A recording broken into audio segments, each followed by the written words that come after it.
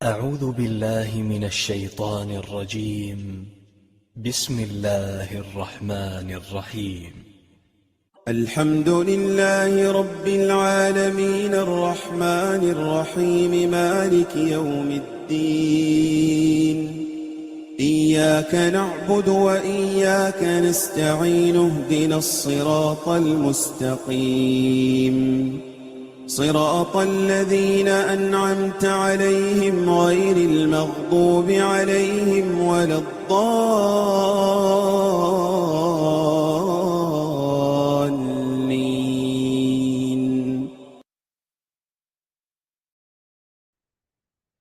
السلام علیکم ورحمۃ اللہ وبرکاتہ۔ امید ہے آپ سب لوگ خیریت سے ہوں گے۔ آج ہم انشاءاللہ اپنا لاسٹ اور فائنل 6 سیشن جو ہے مناجات کا اس کو کرنے جا رہے ہیں۔ اللہ تعالیٰ کی توفیق سے جو ٹائم اس نے ہماری قسمت میں کیا، جو علم اس نے ہماری قسمت میں کیا،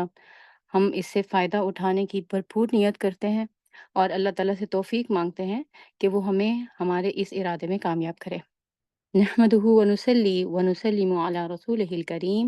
أما بعد فأعوذ بالله السميع العليم من الشيطان الرجيم من همزه ونفخه ونفسه بسم الله الرحمن الرحيم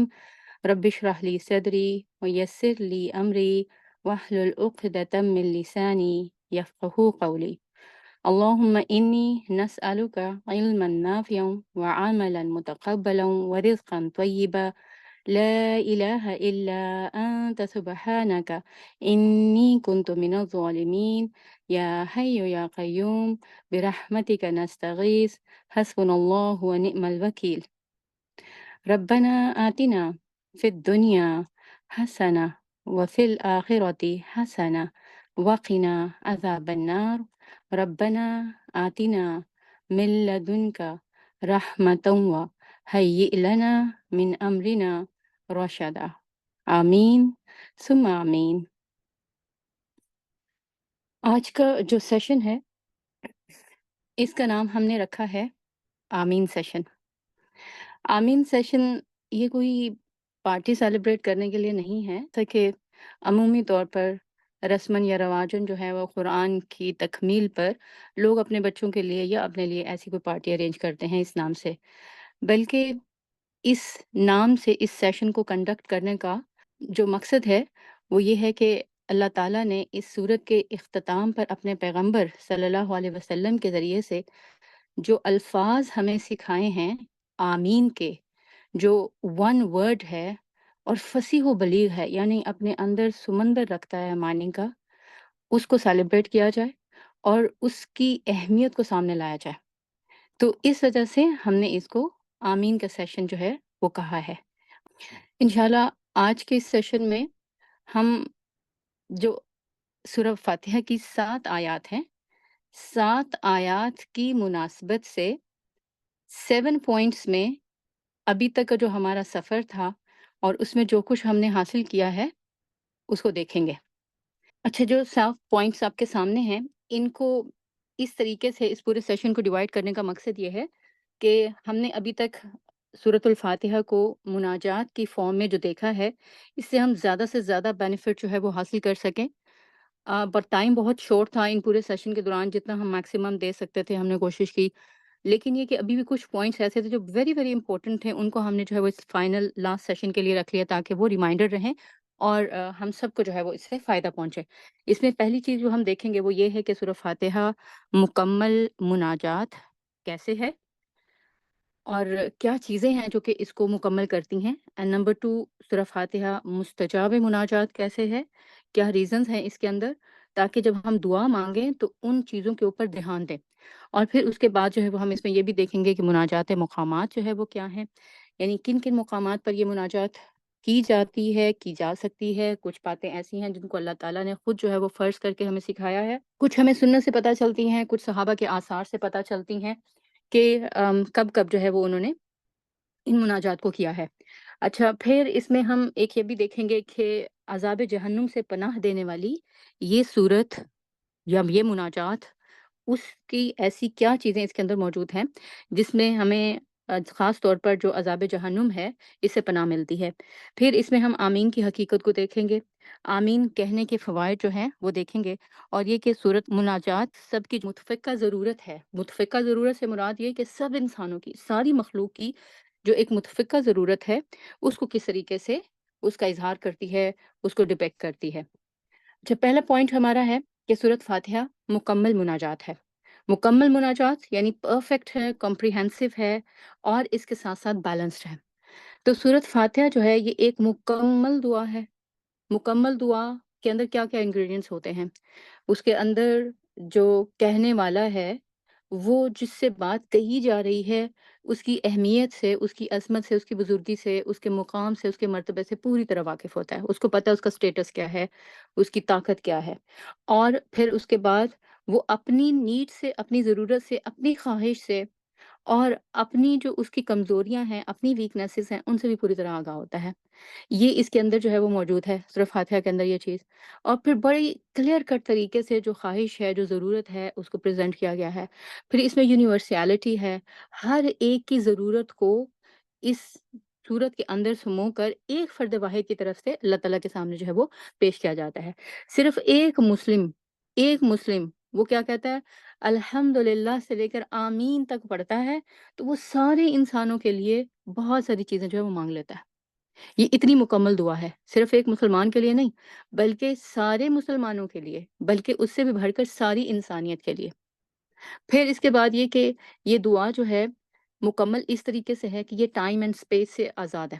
کسی بھی زمانے میں یہ مانگی جا سکتی ہے، یعنی 1400 سال پہلے اللہ کے نبی صلی اللہ علیہ وسلم، صحابہ، ان کے بعد آنے والے تبع تابعین، وہ لوگ انہی الفاظ کے ساتھ، ان چند مخصوص الفاظ کے ساتھ، وہ کروڑوں انسان، وہ اربوں انسان جو ہم سے پہلے گزر گئے، اسی انداز میں اللہ تعالیٰ سے دعائیں کرتے رہے، مانگتے رہے، مناجات کرتے رہے، اور ان کی وہ مناجات جو ہے وہ مقبول بھی ہوتی رہیں۔ تو یہ زمان و مکان کی قید سے آزاد ہے، رنگ و نسل کی قید سے آزاد ہے۔ اس دعا کے مانگنے والے افریقہ کے بلیک حبشی بھی ہیں، اور یورپ کے جو ہے وہ وائٹ پیپل بھی ہیں، اور انڈیا، پاکستان اور ان سے تعلق رکھنے والے جو ہیں، یہ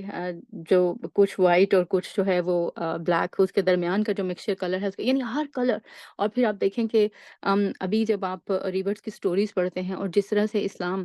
نہ صرف یہ کہ جو عام علاقے تھے ان کی باؤنڈری سے باہر نکل رہا ہے، بلکہ وہاں رہنے والے انسانوں کے ذہنوں سے بھی باہر نکل کر ان لوگوں کے ذہنوں تک پہنچ رہا ہے جنہوں نے کبھی سے پہلے اسلام کا کلمہ بھی نہیں سنا تھا۔ اب آپ دیکھیں کوریا، اور کوریا کے وہاں پر جو مسلمان ہونے والے ہیں وہ بھی انہی الفاظ کے ساتھ مناجات کرتے ہیں، دن میں 5 مرتبہ مناجات کرتے ہیں۔ وطن، قومیت کی بھی کوئی قید نہیں، کوئی زبان جو ہے وہ اس کے لیے نہیں چاہیے۔ جو زبان بھی انسان بولتا ہو وہ اپنی زبان بولتا رہے، کوئی فرق نہیں پڑتا، صرف ان الفاظ کی جو ہے اس کو دہرائی کرنی ہے، اور اللہ تعالیٰ سے اس کی مناجات جو ہے وہ ہو جاتی ہے، اور بڑے کامیاب طریقے سے جو ہے وہ ہوتی ہے۔ اچھا، اور یہ وہ دعا ہے جس کی ضرورت ہر ایک کو ہے، یعنی ہم یہ نہیں کہہ سکتے کہ یہ صرف مسلمانوں کی ضرورت ہے، یا یہ کہ یہ میری ضرورت ہے، یا یہ کہ یہ میری جو ہے وہ ماں باپ کی ضرورت ہے، یا میرے بچوں کی ضرورت ہے، نہیں، بلکہ یہ ہر ایک کی ضرورت ہے، ہر انسان کی ضرورت ہے، ہر مخلوق کی ضرورت ہے۔ کہنے والے کو بھی اس کی اتنی ہی ضرورت ہے جتنی کہ نہ کہنے والے کو بھی ہے، مانگنے والے کو بھی اس کی اتنی ضرورت ہے جتنی کہ نہ مانگنے والے کو، کچھ بھی جو نہیں مانگتا اس کی بھی یہ اتنی ہی بڑی جو ہے وہ ضرورت ہے، اور یعنی یہ یونانیمس نیڈ ہے، سب کی ڈائر نیڈ ہے۔ کیا؟ کہ جو مانگا جا رہا ہے وہ ہے کیا دراصل، کہ جو سب کی جو ہے وہ ضرورت ہے، تو وہ یہ ہے کہ انسان مانگتا ہے اللہ تعالیٰ سے کہ مجھے سیدھا راستہ دکھا، اور یہ سیدھا راستہ کون سا ہے؟ جو نیکوکاروں کا راستہ ہے۔ یہ سمپل ہے، اسٹریٹ فارورڈ ہے، اور اتنا اسٹریٹ فارورڈ ہے کہ ایک دفعہ جو اس سے آگاہ ہو جاتا ہے وہ اس کے دل میں اتر جاتا ہے۔ اور پھر یہ کہ بروں کے راستے سے الگ، گمراہوں کے راستے سے دور، یعنی بیڈ ریپیوٹیشن سے دور، بیڈ نیم سے دور، بیڈ فیم سے دور، مجھے ان سب سے الگ کر کے اچھا نیم، اچھا فیم اور اچھا راستہ جو ہے وہ دکھا۔ تو یہ کس کس کی جو ہے وہ پھر ضرورت ہے؟ اب آپ اسے اندازہ کر سکتے ہیں، میری بھی یہی ضرورت ہے، آپ بھی یہی چاہتے ہیں کہ آپ کا بھی نیک نام ہو، آپ کے بھی نیک کام ہوں، اور آپ یہی چاہتے ہیں کہ یہی چیز جو ہے وہ آپ اپنی اولاد کے لیے بھی مانگیں، اور اسی چیز کی خواہش آپ کو اپنے پیرنٹس کے لیے، اپنے بہن بھائیوں کے لیے بھی ہے، اور جن جن سے آپ کی محبت ہے اپنے ازواج کے لیے، اپنے اسپاؤسز کے لیے، ان سب کے لیے ہے، اپنے دوستوں کے لیے ہے۔ تو یہ ایک مکمل دعا ہے جو کہ ہر ایک اس کی جو ہے وہ ضرورت پوری کرتی ہے۔ پھر آپ دیکھیں کہ یہ جو گائیڈنس ہے یا سیدھا راستہ ہے، یہ صرف دنیا کے لیے نہیں چاہیے ہمیں، بلکہ آخرت کے معاملات کے لیے بھی چاہیے۔ تو دونوں جگہ کی ضروریات کو پورا کرتی ہے یہ صرف ایک مناجات۔ اچھا، پھر یہ ایک اجتماعی دعا ہے، اس کا بھی اس کے اندر جو ہے وہ کانسیپٹ پایا جاتا ہے۔ ایک اجتماعی دعائیں تو ہمارے یہاں ہوتی ہیں نا، جن کے بارے میں قرآن کے اختتام پر یا قرآن کی کمپلیشن سیریمنی کے طور پر باقاعدہ پمفلٹ چھپوائے جاتے ہیں، اعلان کیے جاتے ہیں کہ ہمارے ہاں آئیں، ہمارے ہاں قرآن کی تکمیل ہے، اور اس کے بعد رو رو کر جو ہے وہ دعائیں کی جائیں گی۔ ٹھیک ہے؟ اس کو بھی جو ہے وہ ہم نے انٹرٹینمنٹ کا ذریعہ بنا لیا ہے، یہ رو رو کر جو ہے وہ دعائیں کرنا اور باقاعدہ اس کو جو ہے وہ اناؤنس کرنا۔ اور یہ رونا جو ہے، یہ ضروری نہیں ہے کہ آپ کو ہر دفعہ واقعی آ جائے، اور پہلے سے جو ہے وہ اناؤنس کر کے اس کی پریڈکشن کرنا، یہ خاص طور پر جو ہے وہ اس میں کافی کچھ جو ہے وہ باتیں ہمارے سمجھنے کے لیے ہیں، یعنی کہ اس کو بھی ہم نے انٹرٹینمنٹ بنا لیا ہے۔ دعائیں، اجتماعی دعائیں، دعاؤں کا اس طرح سے اہتمام کرنا اجتماعی دعاؤں سے، اور پھر یہ کہ اس کے بعد جو ہے وہ رونا، اور پھر رو رو کر ناک سرخ کرنا ادھر اور ادھر، اور پھر اس کے بعد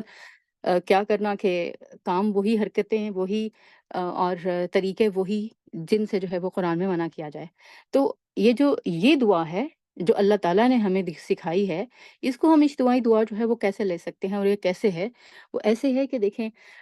جو یہ دعا ہر دور میں، ہر زمانے میں کم از کم 17 مرتبہ تو ہر اس اسلام کے فالوور کی طرف سے جو ہے وہ مانگی جاتی ہے، اور مانگی جاتی رہی ہے آج تک۔ اور یہ جو ہے، اس کو سنت موقدہ میں بھی مانگا گیا، فرائض میں بھی مانگا گیا، نوافل میں بھی جو ہے وہ مانگا گیا اور مانگا جا رہا ہے۔ اور صرف یہ نہیں کہ اس دور میں مانگا گیا، وہ آج تک مانگتا ہی انسان جو ہے وہ چلا آ رہا ہے۔ تو ہر ٹائم میں ایک ہی بات ہے، اجتماعی طور پر اللہ تعالیٰ سے جو کہ انسان کر رہا ہے، چند مخصوص الفاظ میں التجا کرتے ہوئے، اپنی ضرورت کو اللہ کے سامنے جو ہے وہ رکھتے ہوئے، 1400 سال سے چند مخصوص الفاظ، اور کروڑوں لوگ اپنی مناجات اللہ سے کرتے چلے آ رہے ہیں، اور دن رات مسلسل کر رہے ہیں، اور یہ سلسلہ ٹوٹتا نہیں۔ آپ نے یہ سنا ہوگا نا کہ اذان ہوتی ہے تو پورے گلوب پر جو ہے وہ اس کا سلسلہ جاری رہتا ہے، یعنی ایک طرف سے اذان ختم ہوتی ہے تو دوسری جگہ شروع ہو جاتی ہے، دوسری سے تیسری جگہ، تیسرے کے بعد چوتھی جگہ۔ تو اذان کے بعد کیا ہوتا ہے؟ اذان کے بعد اقامت ہوتی ہے، اقامت کے بعد کیا ہوتا ہے؟ باجماعت نماز ہوتی ہے۔ تو جس طرح اذان کا سلسلہ جو ہے وہ پورے گلوب پر جاری رہتا ہے اور ٹوٹتا نہیں، اسی طرح جو نماز کا سلسلہ ہے یہ بھی جو ہے وہ پوری گلوب پر جاری رہتا ہے اور ٹوٹتا نہیں ہے۔ تو صلاح میں جو ہے وہ کیا کرتے ہیں ہم؟ یعنی صلاح کا یہ جو سلسلہ ہے، جو ٹوٹتا نہیں ہے اور پورے گلوب پر جاری و ساری رہتا ہے، اس میں کیا کرتے ہیں؟ اس میں سب سے پہلے قیام کے اندر جو ہے وہ ثنا کے بعد سورہ فاتحہ کی مناجات ہی تو کی جاتی ہے اللہ تعالیٰ کے سامنے۔ تو گویا یہ بھی آذان کی طرح پورے گلوب پر ہر وقت اس کا دور جو ہے وہ چلتا رہتا ہے، اور یہ ٹوٹتا نہیں ہے۔ یعنی یہ ایسی جو ہے وہ دعا ہے، ایسی مناجات ہے، ایسے چند مخصوص الفاظ ہیں جس کو اللہ تعالیٰ نے خاص طور پر جو ہے وہ ہمیں سکھایا ہے۔ اور یہ اس سے ہمیں ایک پوری کائنات کو اپنے ساتھ لے کر جو ہے وہ چلنے کا کانسیپٹ بھی دیا ہے۔ تو گویا اس میں ہمیں کیا پھر ملتا ہے کہ اللہ سب کا ہے، کیونکہ وہ سب کا رب ہے، اور یہ دعا اس کی ساری مخلوق کی بھلائی کی دعا ہے، اور یہ ایک دعا ہی ساری مخلوق کی بھلائی کی دعا کے طور پر کافی ہے۔ اچھا، اس کی جو پہلی 3 آیات ہے نا، اس میں ہم دیکھیں اللہ تعالیٰ کی ربوبیت، یعنی اس کے رب ہونے کے بارے میں بتایا گیا ہے، اس کی رحمانیت، اس کے الرحمن اور الرحیم ہونے کی بات ہے، پھر اس کی عدالت کی بات ہے، تو یہ سب کے لیے ایکول ہے۔ تو اسی طرح جو بعد کی 3 آیات ہیں، ان میں جو استعانت کی دعا ہے، اللہ سے مدد کی درخواست ہے، تو یہ کیا ہے؟ یہ بھی ایک فرد کی طرف سے نہیں ہے، بلکہ سارے انسانوں اور ساری مخلوق کی طرف سے ہے۔ تو ایک یونیورسل کانسیپٹ آ گیا نا اس کے اندر۔ تو یہ جو ہے، یہ اس صورت کی خاص ایسی پہچان ہے، خاص اس کا ایلیمنٹ ہے جو کہ کسی دوسری صورت کے اندر جو ہے وہ اس طرح سے نہیں پایا جاتا ہے۔ اچھا، پھر آپ یہ دیکھیں کہ یہ چونکہ پرفیکٹ بھی ہے، کمپریہنسو بھی ہے اور بیلنس بھی ہے، کیونکہ کوئی چیز پرفیکٹ ہو نہیں سکتی جب تک کہ وہ بیلنس نہ ہو۔ یعنی آپ اپنی چیئر پہ بیٹھے ہوئے ہیں، کیوں بیٹھے ہوئے ہیں؟ کیونکہ یہ بیلنسڈ ہے، اور بیلنسڈ ہے تو مکمل ہے، اس وجہ سے آپ اس کے اوپر بیٹھے ہوئے ہیں۔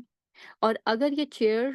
ایک اس کی ٹانگ ٹوٹی ہوئی ہو تو آپ کیا کہیں گے؟ یہ ٹوٹی ہوئی چیئر ہے، اس کو مکمل نہیں کہیں گے آپ،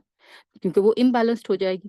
تو مکمل وہ چیز ہوتی ہے جو بیلنسڈ ہوتی ہے، متوازن ہوتی ہے، اور سورۃ مناجات جو ہے یعنی سورۃ الفاتحہ ایسی ہی سورت ہے۔ اس میں ایک طرف جو ہے وہ دین ہے اور دوسری طرف جو ہے وہ دنیا کی بات ہے۔ اچھا، آج کے دور کی نا سب سے بڑی مشکل وہ کیا ہے ہمارے لیے؟ وہ ان امبیلنسڈ جو طریقے ہیں، ویز ہیں، ان سے نکلنا ہے۔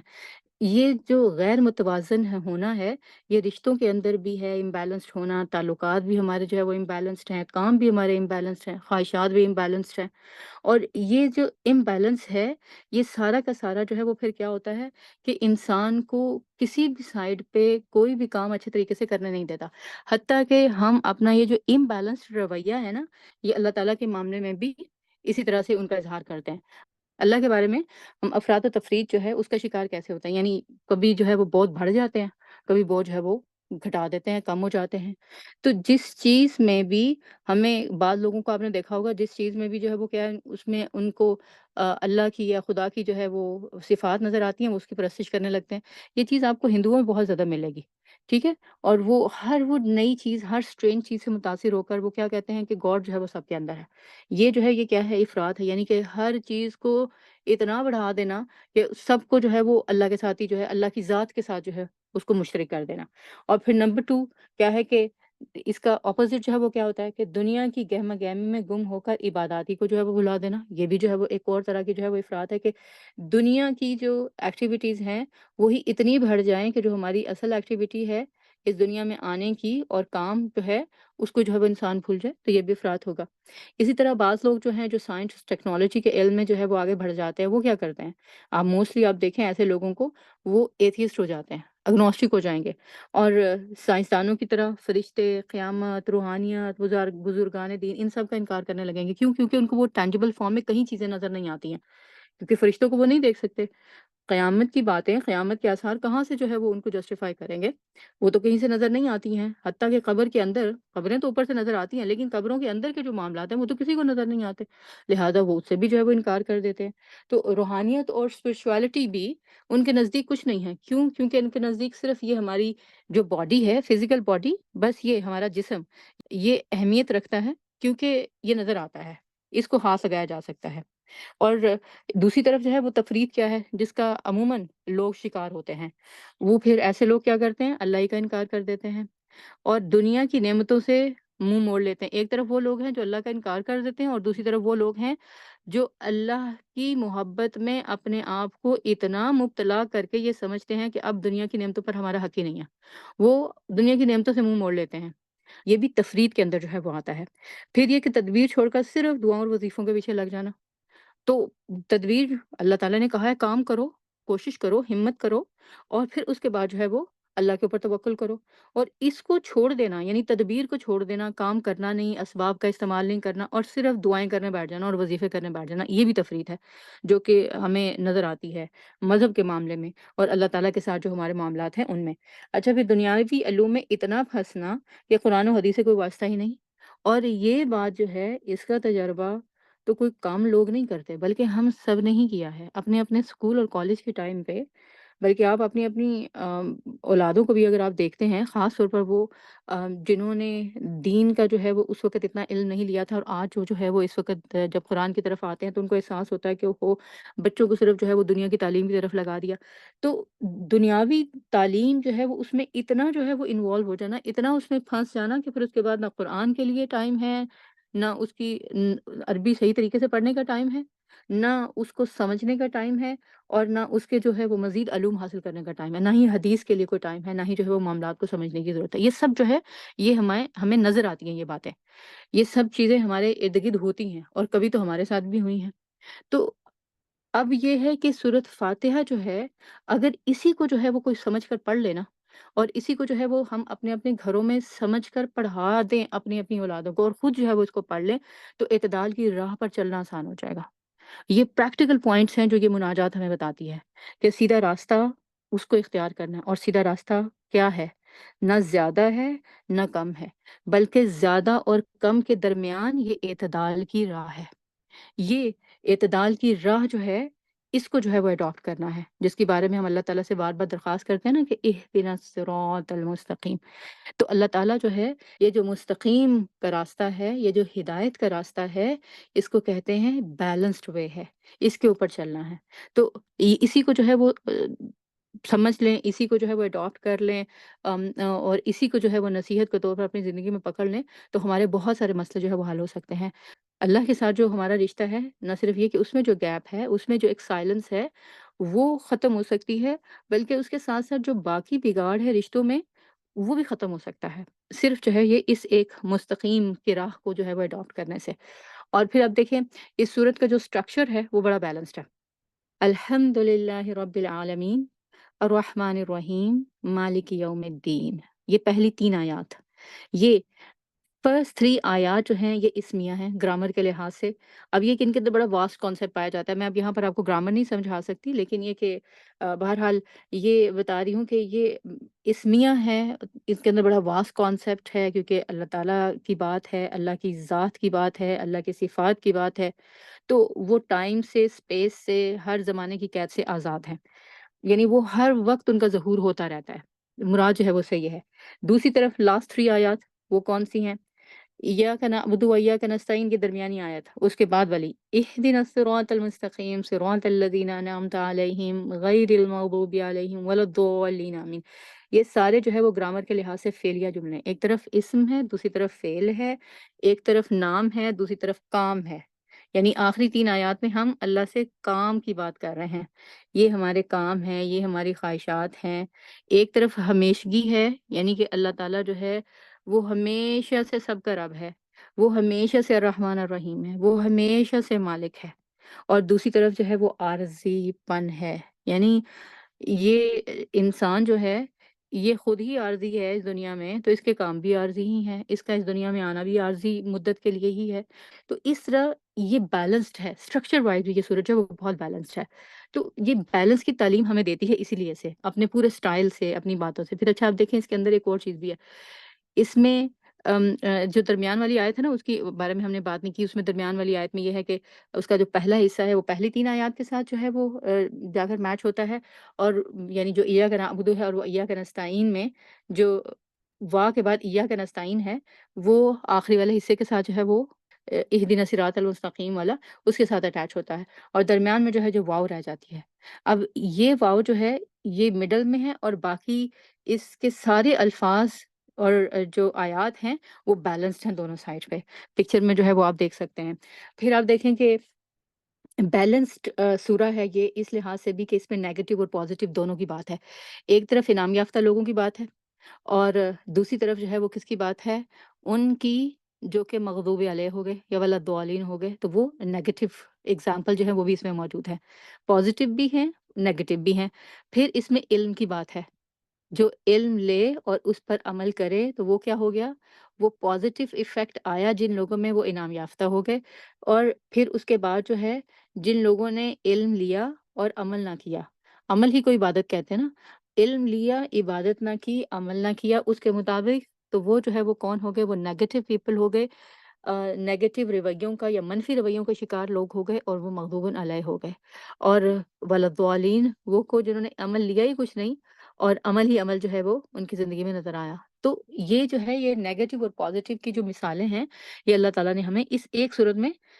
ملا جلا کر سمجھا دیے ہمیں۔ اسی لیے سورۃ فاتحہ کو کیا کہا جاتا ہے، ام القرآن، کیونکہ قرآن کے جتنے مضامین ہیں وہ پھر جو ہے وہ اسی سے نکلے ہیں۔ یعنی یہ سورت جو ہے وہ مستجاب مناجات ہے، اور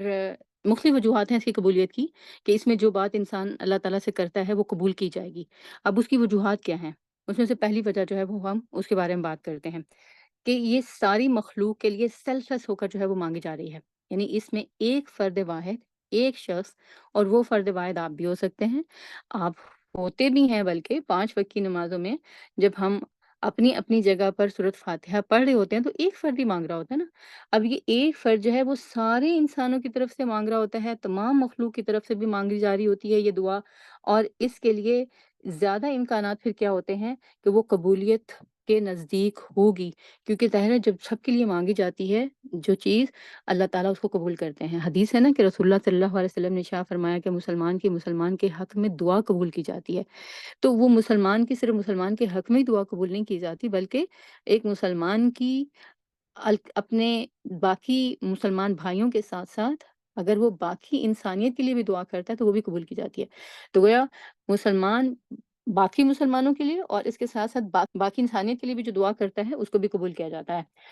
دوسری ایک بڑی وجہ وہ جو ہم یہاں پر اب بیان کریں گے وہ یہ ہے اس مناجات کے مقبول ہونے کی، اللہ تعالیٰ کے کم از کم 12 ناموں کے ساتھ انسان اللہ سے بات کرتا ہے، یعنی اس صورت میں اللہ کے کم از کم 12 سے زائد ناموں کا ظہور ہوا ہے، جس کو بعض اسکالرس نے اپنی کتابوں میں باقاعدہ مینشن کیا ہے۔ اور یہ جو نام ہے یہ ان ناموں کا واسطہ اور وسیلہ دے کر جب ہم اللہ تعالیٰ سے بات کرتے ہیں تو اللہ تعالیٰ ان کو جو ہے وہ قبول کرتے ہیں، کیونکہ یہ بات اللہ تعالیٰ نے ہمیں جو ہے وہ خود سکھائی ہے۔ اور وہ ان میں سے ایک اللہ کا ذاتی نام ہے، اور وہ کون سا ہے؟ اللہ۔ اور باقی 11 جو ہے وہ صفاتی نام ہیں، اور یہ صفاتی نام جو ہیں یہ جو ہے وہ کون کون سے ہیں؟ الرحمن ہے، الرحیم ہے کہ بہت مہربان، بہت رحم کرنے والا، المحمود ہے۔ المحمود جو ہے وہ کس کو کہتے ہیں؟ جس کی تعریف کی گئی ہو، جو تعریف کیا گیا ہو، جس کو کسی کی تعریف کی ضرورت نہیں ہے، وہ تعریف اس کی ہوئی ہے۔ اچھا، اور پھر اس کے بعد جو ہے وہ رب العالمین میں وہ رب ہے، پھر وہ مالک ہے، پھر وہ معبود ہے۔ ایاک نعبد میں جب ہم کہتے ہیں کہ ہم آپ کے بندے ہیں تو کیا کہتے ہیں؟ ہم آپ کے بندے ہیں، ہم آپ کے عبد ہیں، آپ ہمارے معبود ہیں، یعنی ہم آپ ہی کی صرف جو ہے وہ عبادت کریں گے۔ پھر اس میں مستعان بھی اللہ تعالیٰ کا ایک نام ہے، وہ کس میں آتا ہے؟ ایاک نستعین میں، کہ ہم اللہ سے مدد مانگ رہے ہیں، اور اللہ تعالیٰ کون ہے؟ المستعان، مدد کرنے والا۔ پھر اچھا، اس میں جو ہے وہ استعانت دینے والا جو ہے، پھر یہ ہو گیا اللہ تعالیٰ کا نام ہو گیا۔ اچھا، ہادی یہ بھی اللہ تعالیٰ کا ایک نام ہے، الہادی، اللہ تعالیٰ ہی ہدایت دیتا ہے۔ پھر منعم، انعام یافتہ لوگوں کی بات کی گئی ہے، تو ان کو انعام دیا کس نے ہے؟ وہ منعم نے دیا ہے۔ پھر اس میں جو ہے وہ مغضوب علیہ کی بات ہے، تو اللہ تعالیٰ غضب بھی کرتا ہے، تو اللہ تعالیٰ کا جو ہے مغضوب ہونا اور غضب نازل کرنا، یہ اور پھر یہ کہ اس کے بعد دلالت دینے والا، یہ جو ہے یہ بھی کیا ہے؟ یہ سب ٹوٹل 11 نام ہیں جن کا واسطہ دے کر ہم اللہ تعالیٰ سے جو ہے وہ رحم کی درخواست کرتے ہیں، اللہ تعالیٰ کے سامنے اپنی مناجات جو ہے وہ رکھتے ہیں۔ تو اتنے سارے ناموں کے ساتھ جب اللہ سے بات کریں گے اور اس کو اس کی مختلف صفات جو ہے اس کا واسطہ دیں گے، وسیلہ دیں گے، تو بات تو پھر قبول ہوگی نا۔ مناجات میں پھر جو مانگیں گے پھر وہ اللہ تعالیٰ کی طرف سے قبول تو کیا جائے گا، تو مقبولیت کے درجے پر وہ فائز ہوگا۔ تو اس طرح سے یہ جو دعا ہے، یہ مناجات جو ہے یہ مقبول ہوتی ہے۔ اچھا، اس میں ایک چیز اور ہے جو کہ بڑی امپورٹنٹ ہے اور بڑی خوبصورت بھی ہے۔ دیکھیں، ایک طرف ہے مانگنے والا اور دوسری طرف جو ہے وہ ہے اللہ تعالیٰ۔ اللہ تعالیٰ کون ہے؟ ساری وسعت کا حامل ہے، رب ہے نا وہ، تو ساری کی ساری وسعت اسی کے پاس ہے۔ اور دوسری طرف ایک مانگنے والا ہے، وہ نہ صرف اپنے لیے مانگتا ہے بلکہ اپنے ساتھ ساتھ ساری کائنات کے لیے مانگتا ہے۔ وہ بھی کیا بن جاتا ہے؟ سب سے زیادہ وسیع الظرف، یعنی سب سے زیادہ سیلف لیس۔ وہ اس طرح سے بن جاتا ہے کہ اللہ تعالیٰ سے سب کے لیے جو ہے وہ مانگتا ہے۔ تو اللہ تعالیٰ کی جو صفات ہیں ان کا ظہور جو ہے وہ پھر اس مانگنے والے کی ذات کے اندر جو ہے وہ آنے لگتا ہے۔ تو کیا آپ ایسا بننا چاہتے ہیں کہ آپ کے بارے میں یہ مشہور ہو کہ آپ بڑے وسیع الظرف ہیں، آپ جو ہے وہ اپنے لیے نہیں سب کے لیے اچھی خواہشات رکھتے ہیں، نیک تمنائیں رکھتے ہیں، اور آپ کی یہ ریپیوٹیشن جو ہے وہ صرف انسانوں کے اندر نہ ہو بلکہ فرشتوں کے اندر بھی ہو، کیونکہ فرشتے بھی ہمیں ہماری ریپیوٹ سے جانتے ہیں، جو ہماری آرا آف پرسنالٹی ہوتی ہے نا، ہمارے کیریکٹرز، ان سے پہچانتے ہیں اور اس سے جو ہے وہ جانتے ہیں۔ تو یہ اللہ تعالیٰ کی یہ جو شان ہے کہ وہ وسیع الظرف ہے اور سب کا رب ہے اور سب کو عطا کرتا ہے، اللہ تعالیٰ یہ ہمیں سکھانا چاہتے ہیں کہ تم بھی ایسے بنو اور سب کے لیے مانگنے والے بنو، کانشیسلی مانگنے والے بنو۔ سورۃ فاتحہ کتنے عرصے سے پڑھے چلے آ رہے ہیں، لیکن کبھی اس طرح سے مانگے ہی نہیں، کبھی احساس ہی نہیں ہوا کہ اہتمام ہے، ہم تو ساری انسانیت کے لیے مانگ رہے ہیں، ساری مخلوق کے لیے مانگ رہے ہیں۔ اتنا وسیع ہو جاتا ہے ہمارا ظرف، اور اتنے ہم سیلف لیس جو ہے وہ ہو جاتے ہیں۔ اتنی بڑی بات ہے جو کہ اللہ تعالیٰ نے جو ہے وہ ہمیں سکھائی ہے، ہمارے اندر پیدا کی ہے، اور ہم اتنے عرصے سے اس نعمت کو لیے ہوئے تھے اور اس کے بارے میں ہمیں احساس ہی نہیں تھا، نعمت لے کر بھی محروم تھے۔ کوئی صحرا میں مر جائے نا پیاسا تو اس کو بدقسمت نہیں کہتے، افسوس کرتے ہیں، لیکن جو سمندر کنارے یا دریا کنارے کوئی دریا کنارے پیاسا مر جائے نا، اس کو صحیح بدقسمت کہتے ہیں، پانی کے ہوتے ہوئے پیاس کی وجہ سے جو ہے وہ مر گیا۔ اور یہاں یہ کہ اللہ تعالیٰ نے ہمارا ظرف وسیع کیا، ہمیں سیلف لیس کیا، ہمیں سیلفشنس سے، خود غرضی سے جو ہے وہ آزاد کیا، ہمیں جو ہے وہ سب کے لیے اچھی خواہشات رکھنا، تمنائیں رکھنا، ارادے رکھنا، سب کے لیے جو ہے وہ سوچنا وہ سکھایا، اور ہمیں بتایا، اور ہم اپنے ساتھ لیے ہوئے اس نعمت کو، اور ہمیں احساس ہی نہیں اس کا۔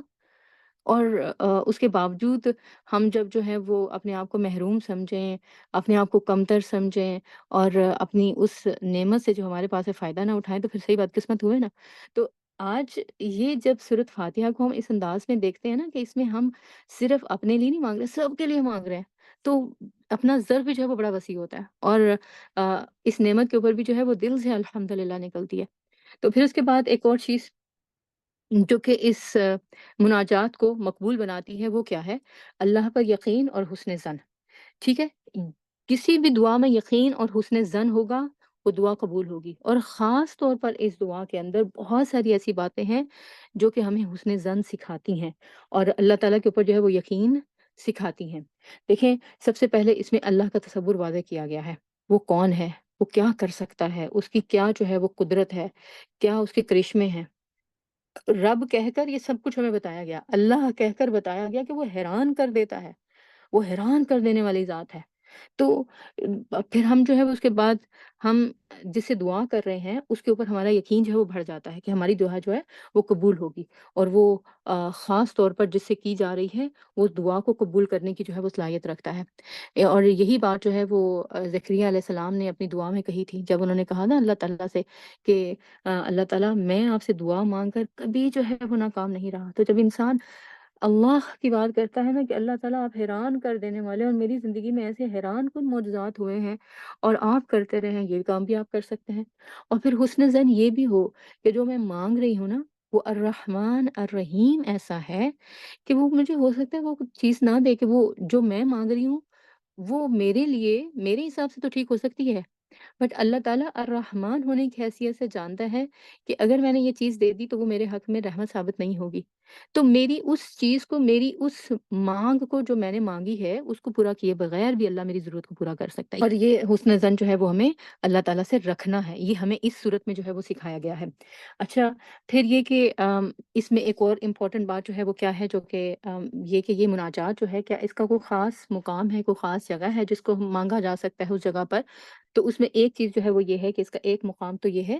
خاص موقع اس کا وہ ہے سلام، یعنی کہ قیام میں، اور قیام میں جب تک اس کو مانگا نہ جائے یہ تب تک جو ہے وہ صلاح کمپلیٹ نہیں ہوتی ہے، تو خاص طور پر وہاں مانگنا یہ اللہ تعالیٰ نے ہمیں سکھایا۔ اس کا مطلب وہاں اگر اس کو مناجات کے طریقے سے جو ہے وہ کیا جائے، التجا کے انداز میں اللہ سے جو ہے وہ بات کی جائے، سرگوشی کی جائے قریب ہو کر، تو وہ ایک خاص مقام ہے، اور وہاں پر اس بات کرنے کا فائدہ بھی ہے، اور بہت زیادہ فائدہ ہے۔ اور ویسے یہ رنگ و نسل اور زبان کی کیسے علاقے کی کیسے ویسے آزاد ہے، کسی بھی جگہ پر اس کو جو ہے وہ پڑھا جا سکتا ہے۔ اور اس کی مثال نا جیسے آپ دیکھیں اپنے ارد گرد آپ کے پاس جو کمرہ ہے آپ کا، جہاں بیٹھے ہیں جس جگہ پر، آپ کو ہوا فیل ہوتی ہے؟ نہیں فیل ہوتی، بٹ ہے، ٹھیک ہے؟ اسی طرح سورج باہر موجود ہے، اس کی روشنی آپ تک پہنچ رہی ہے نا، اسی طرح یہ سورج جو ہے یہ آپ کو، آپ ایک دفعہ جب کہہ دیتے ہیں تو آپ کو اس کے الفاظ اپنے ارد گرد محسوس نہیں ہوتے، لیکن یہ اسی طرح آپ کے ارد گرد موجود ہوتی ہے، اور اس کے اندر جو پازیٹیو ایفیکٹ ہوتے ہیں بالکل ہوا کی طرح، سورج کی طرح، یہ آپ کو جو ہے وہ فائدہ دیتے ہیں، اور آپ کو جو ہے وہ فائدہ دینے کے لیے مصروف ہوتے ہیں، اور بلا کسی تخصیص کے، بلا کسی تفریق کے۔ جیسے ہوا یہ نہیں کہتی کہ میں مسلمان کو تو دوں گی آکسیجن، غیر مسلم کو میں نہیں دے سکتی، میں نہیں دوں گی۔ سورج کہے کہ نہیں، یہ اس گھر پر تو میں چمکوں گا اور اس گھر کو میں نہیں لائٹ دے رہا، ایسا نہیں ہے۔ اسی طرح سورۃ فاتحہ جو ہے یہ ہر جگہ بلا ضرورت، با ضرورت، مسلم غیر مسلم سب کے اوپر جو ہے وہ اثر کرتی ہے، ہر وقت جو ہے وہ اثر کرتی ہے، گھر کے اندر، گھر سے باہر، عبادات میں، صلات میں، دعاؤں میں، اس کے الفاظ جو ہیں بڑی تاثیر رکھتے ہیں۔ وہ واقعہ کو یاد ہے نا کہ وہ ایک صحابی جو ہے وہ گزر رہے تھے کسی جگہ سے، بلکہ وہ پورا گروپ تھا، وہ گزر رہا تھا کہیں سے، تو انہوں نے ان کی جو ہے وہ ضیافت نہیں کی، لیکن تھوڑی دیر بعد جو ہے وہ وہاں پر مقیم تھے، پورا کا پورا گروپ صحابہ کا۔ تو اس قبیلے کا ایک فرد جو ہے وہ ان کے پاس آیا بھاگتا ہوا اور کہنے لگا تم لوگوں میں کوئی جھاڑ پھونک کرنے والا ہے؟ تو اس صحابی نے کہا کیا ہوا؟ اس نے کہا کہ ہمارا جو قبیلہ ہے اس کے سردار کو جو ہے وہ سانپ نے کاٹ لیا ہے، تو اگر کوئی تمہیں جھاڑ پھونک کرنے والا ہے تو وہ اس کو جو ہے وہ اس کی علاج کر دے اس کا۔ تو وہ گئے اور پھر انہوں نے اس کو جو ہے وہ سورۃ فاتحہ پڑھی، اور سورۃ فاتحہ کو اسی طرح 7 طریقوں سے پڑھا، پھر اس کو جو ہے وہ کٹ لگایا، اس کا خون چوسا، پھر اس کو جو ہے وہ پھونک ماری اس کے اوپر، اور وہ بالکل جو ہے وہ ٹھیک ہو گیا، اور پھر قیمتاً انہوں نے جو ہے وہ بکریاں دیں، اور وہ لا کر انہوں نے نبی صلی اللہ علیہ وسلم کی خدمت میں پیش کی، کہ وہ بکریاں دیں اور ساتھ میں کہا کہ یہ جو ہے وہ ہم نے کام کیا تھا، سورۃ فاتحہ سے ایسے علاج کیا تھا۔ آپ صلی اللہ علیہ وسلم مسکرائے۔ اس کے بعد آپ نے کہا کہ اچھا ان بکریوں میں جو ہے وہ مجھے بھی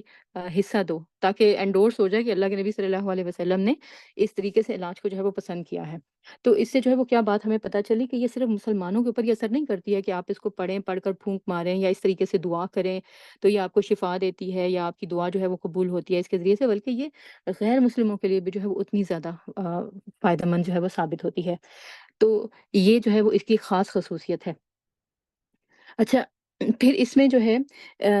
خاص طور پر جب ہم بات کر رہے ہیں نا کہ اس کے مناجات مقامات کون سے ہیں، تو ذی الحجہ کے دنوں میں اس کو مناجات کے طور پر مانگنا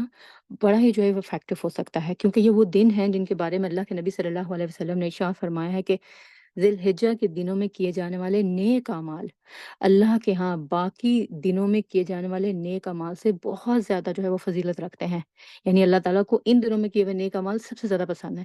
تو نیک اعمال میں مناجات کیا شامل نہیں ہے؟ بلکہ دعا کو تو مخل عبادہ کہا گیا ہے نا، تو مناجات کیا ہے؟ عبادات میں سے افضل ترین عبادت ہے۔ اور پھر یہ کہ اللہ تعالیٰ سے بات کرنا، دعا کرنا، پکارنا، اور پھر ان الفاظ میں پکارنا اور ان الفاظ کے ساتھ دعا کرنا اور اس طرح دل لگا کر جو ہے وہ دعا کرنا، یہ جو ہے ہمیں اللہ تعالیٰ کے قریب بھی کرے گا، اور یہ جو وقت ہمیں میسر آیا ہے ان دنوں میں، اور خاص طور پر ان 10 ڈیز میں جو ہم باقی عبادات کریں گے وہ تو کریں گے ہی۔ جو ایک کام آپ کر سکتے ہیں دعاؤں کے سلسلے میں، سورۃ فاتحہ کو سورۃ المناجات کے طور پر اپنا حفظ جان بنا لیں۔ اس کے الفاظ میں بار بار غور کریں، بار بار اس کو سنیں، اس میں ان الفاظ میں اللہ سے بات کریں، اور پھر یہ کہ جو باتیں آپ کر رہے ہیں پھر وہیں پر اس پر اکتفا نہ کریں، بلکہ اس کے بعد جو ہے وہ مزید آن ٹاپ آف اٹ پھر بات کریں، نمازوں میں بھی، عبادات میں بھی، دعاؤں میں بھی اس کو خاص جو ہے وہ اہمیت ہے، تاکہ یہ ہماری زندگی میں شامل ہو جائے۔ تو یہ اس کا مطلب یہ ہے کہ ان دنوں میں بھی جو ہے ہم اس کو خاص طور پر کر سکتے ہیں۔ پھر آپ دیکھیں کہ جو ان دنوں میں کیے جانے والے کام ہیں نا، ان میں ذکر بھی ہے، تو اس صورت کے اندر اللہ تعالیٰ کا ذکر بھی ہے۔ پہلی تینوں کی تینوں آیات میں اللہ کا ذکر ہے، اللہ کی صفات ہے، اللہ کی آ، کا جو اس میں ذات ہے وہ بھی اس کے اندر ہے۔ تو یہ جو ہے وہ ذکر کے طور پر بھی آپ اس کو کر سکتے ہیں، آپ اس کو عبادت کے طور پر بھی کر سکتے ہیں، کیونکہ ظاہر ہے دعا ہے، شکر کے طور پر بھی آپ اس کو کر سکتے ہیں، مناجات کے لیے بھی جو ہے وہ کر سکتے ہیں۔ پھر نہ صرف یہ کہ اپنے لیے بلکہ دوسروں کے لیے بھی کر سکتے ہیں، امت کے لیے بھی کر سکتے ہیں، ساری انسانیت کے لیے کر سکتے ہیں، سب سے بہترین وظیفہ ہے۔ اچھا، بعض لوگ کہتے ہیں نا کہ بس سب کچھ زندگی میں پا لیا، مجھے تو اب کسی چیز کی حسرت نہیں ہے، مجھے تو کچھ بھی نہیں چاہیے۔ آپ کو کچھ نہیں چاہیے، لیکن امت کا بڑا برا حال ہے، اس کو چاہیے، دوسرے لوگوں کو چاہیے، بہت سارے ایسے ہیں جو تکلیف میں ہیں، ان کو چاہیے۔ آپ ان کے لیے دعا کر سکتے ہیں، ان کے لیے دعا کریں گے آپ کا بھلا ہی بھلا ہے۔ اگر آپ اتنے ہی جو ہے وہ دنیا سے کہہ لیں کہ فری ہو چکے ہیں اور آپ کو کسی چیز کی طلب نہیں ہے، کسی چیز کی حاجت نہیں ہے، تو یہ دوسروں کی حاجت اور طلب کو اپنی حاجت بنا لیں۔ آپ دیکھیں غزہ کے مسلمانوں کا کیا حال ہے، اسی طرح جو ہے وہ یمن کے مسلمانوں کا، اسی طرح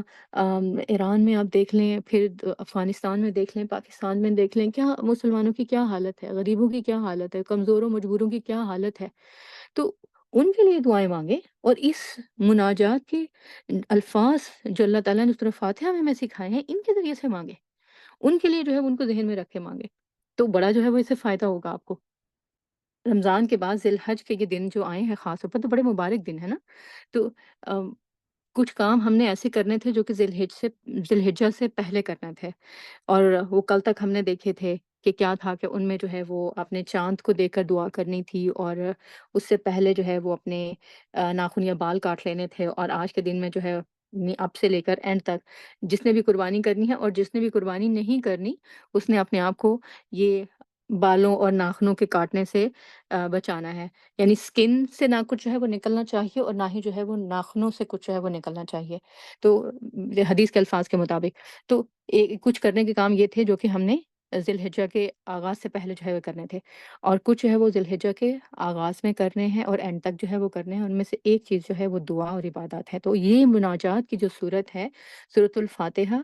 اس کو آپ نے مسلسل کرنا ہے، جیسے میں نے پیچھے آپ کے ساتھ جو ہے وہ چیزیں شیئر کی ہیں کہ ذکر بھی ہو جائے گا، عبادت بھی ہو جائے گی، شکر بھی ہو جائے گا، اور سب کے لیے جو ہے وہ دعا بھی ہو جائے گی، اور اس میں جو ہے وہ اللہ کی تکبیر بھی ہو جائے گی۔ اچھا، پھر یہ ایک سورت جس کے بارے میں جو ہے وہ یہ کہا گیا ہے کہ یہ عذاب جہنم سے نجات دینے والی سورت بھی ہے۔ ایک مفسر قرآن ہیں، ان کا نام ہے ملا حسین الواعظ الکاشفی، انہوں نے ایک بڑی عجیب تشریح کی ہے، بڑی عجیب اور بڑی انوکھی۔ کہتے ہیں کہ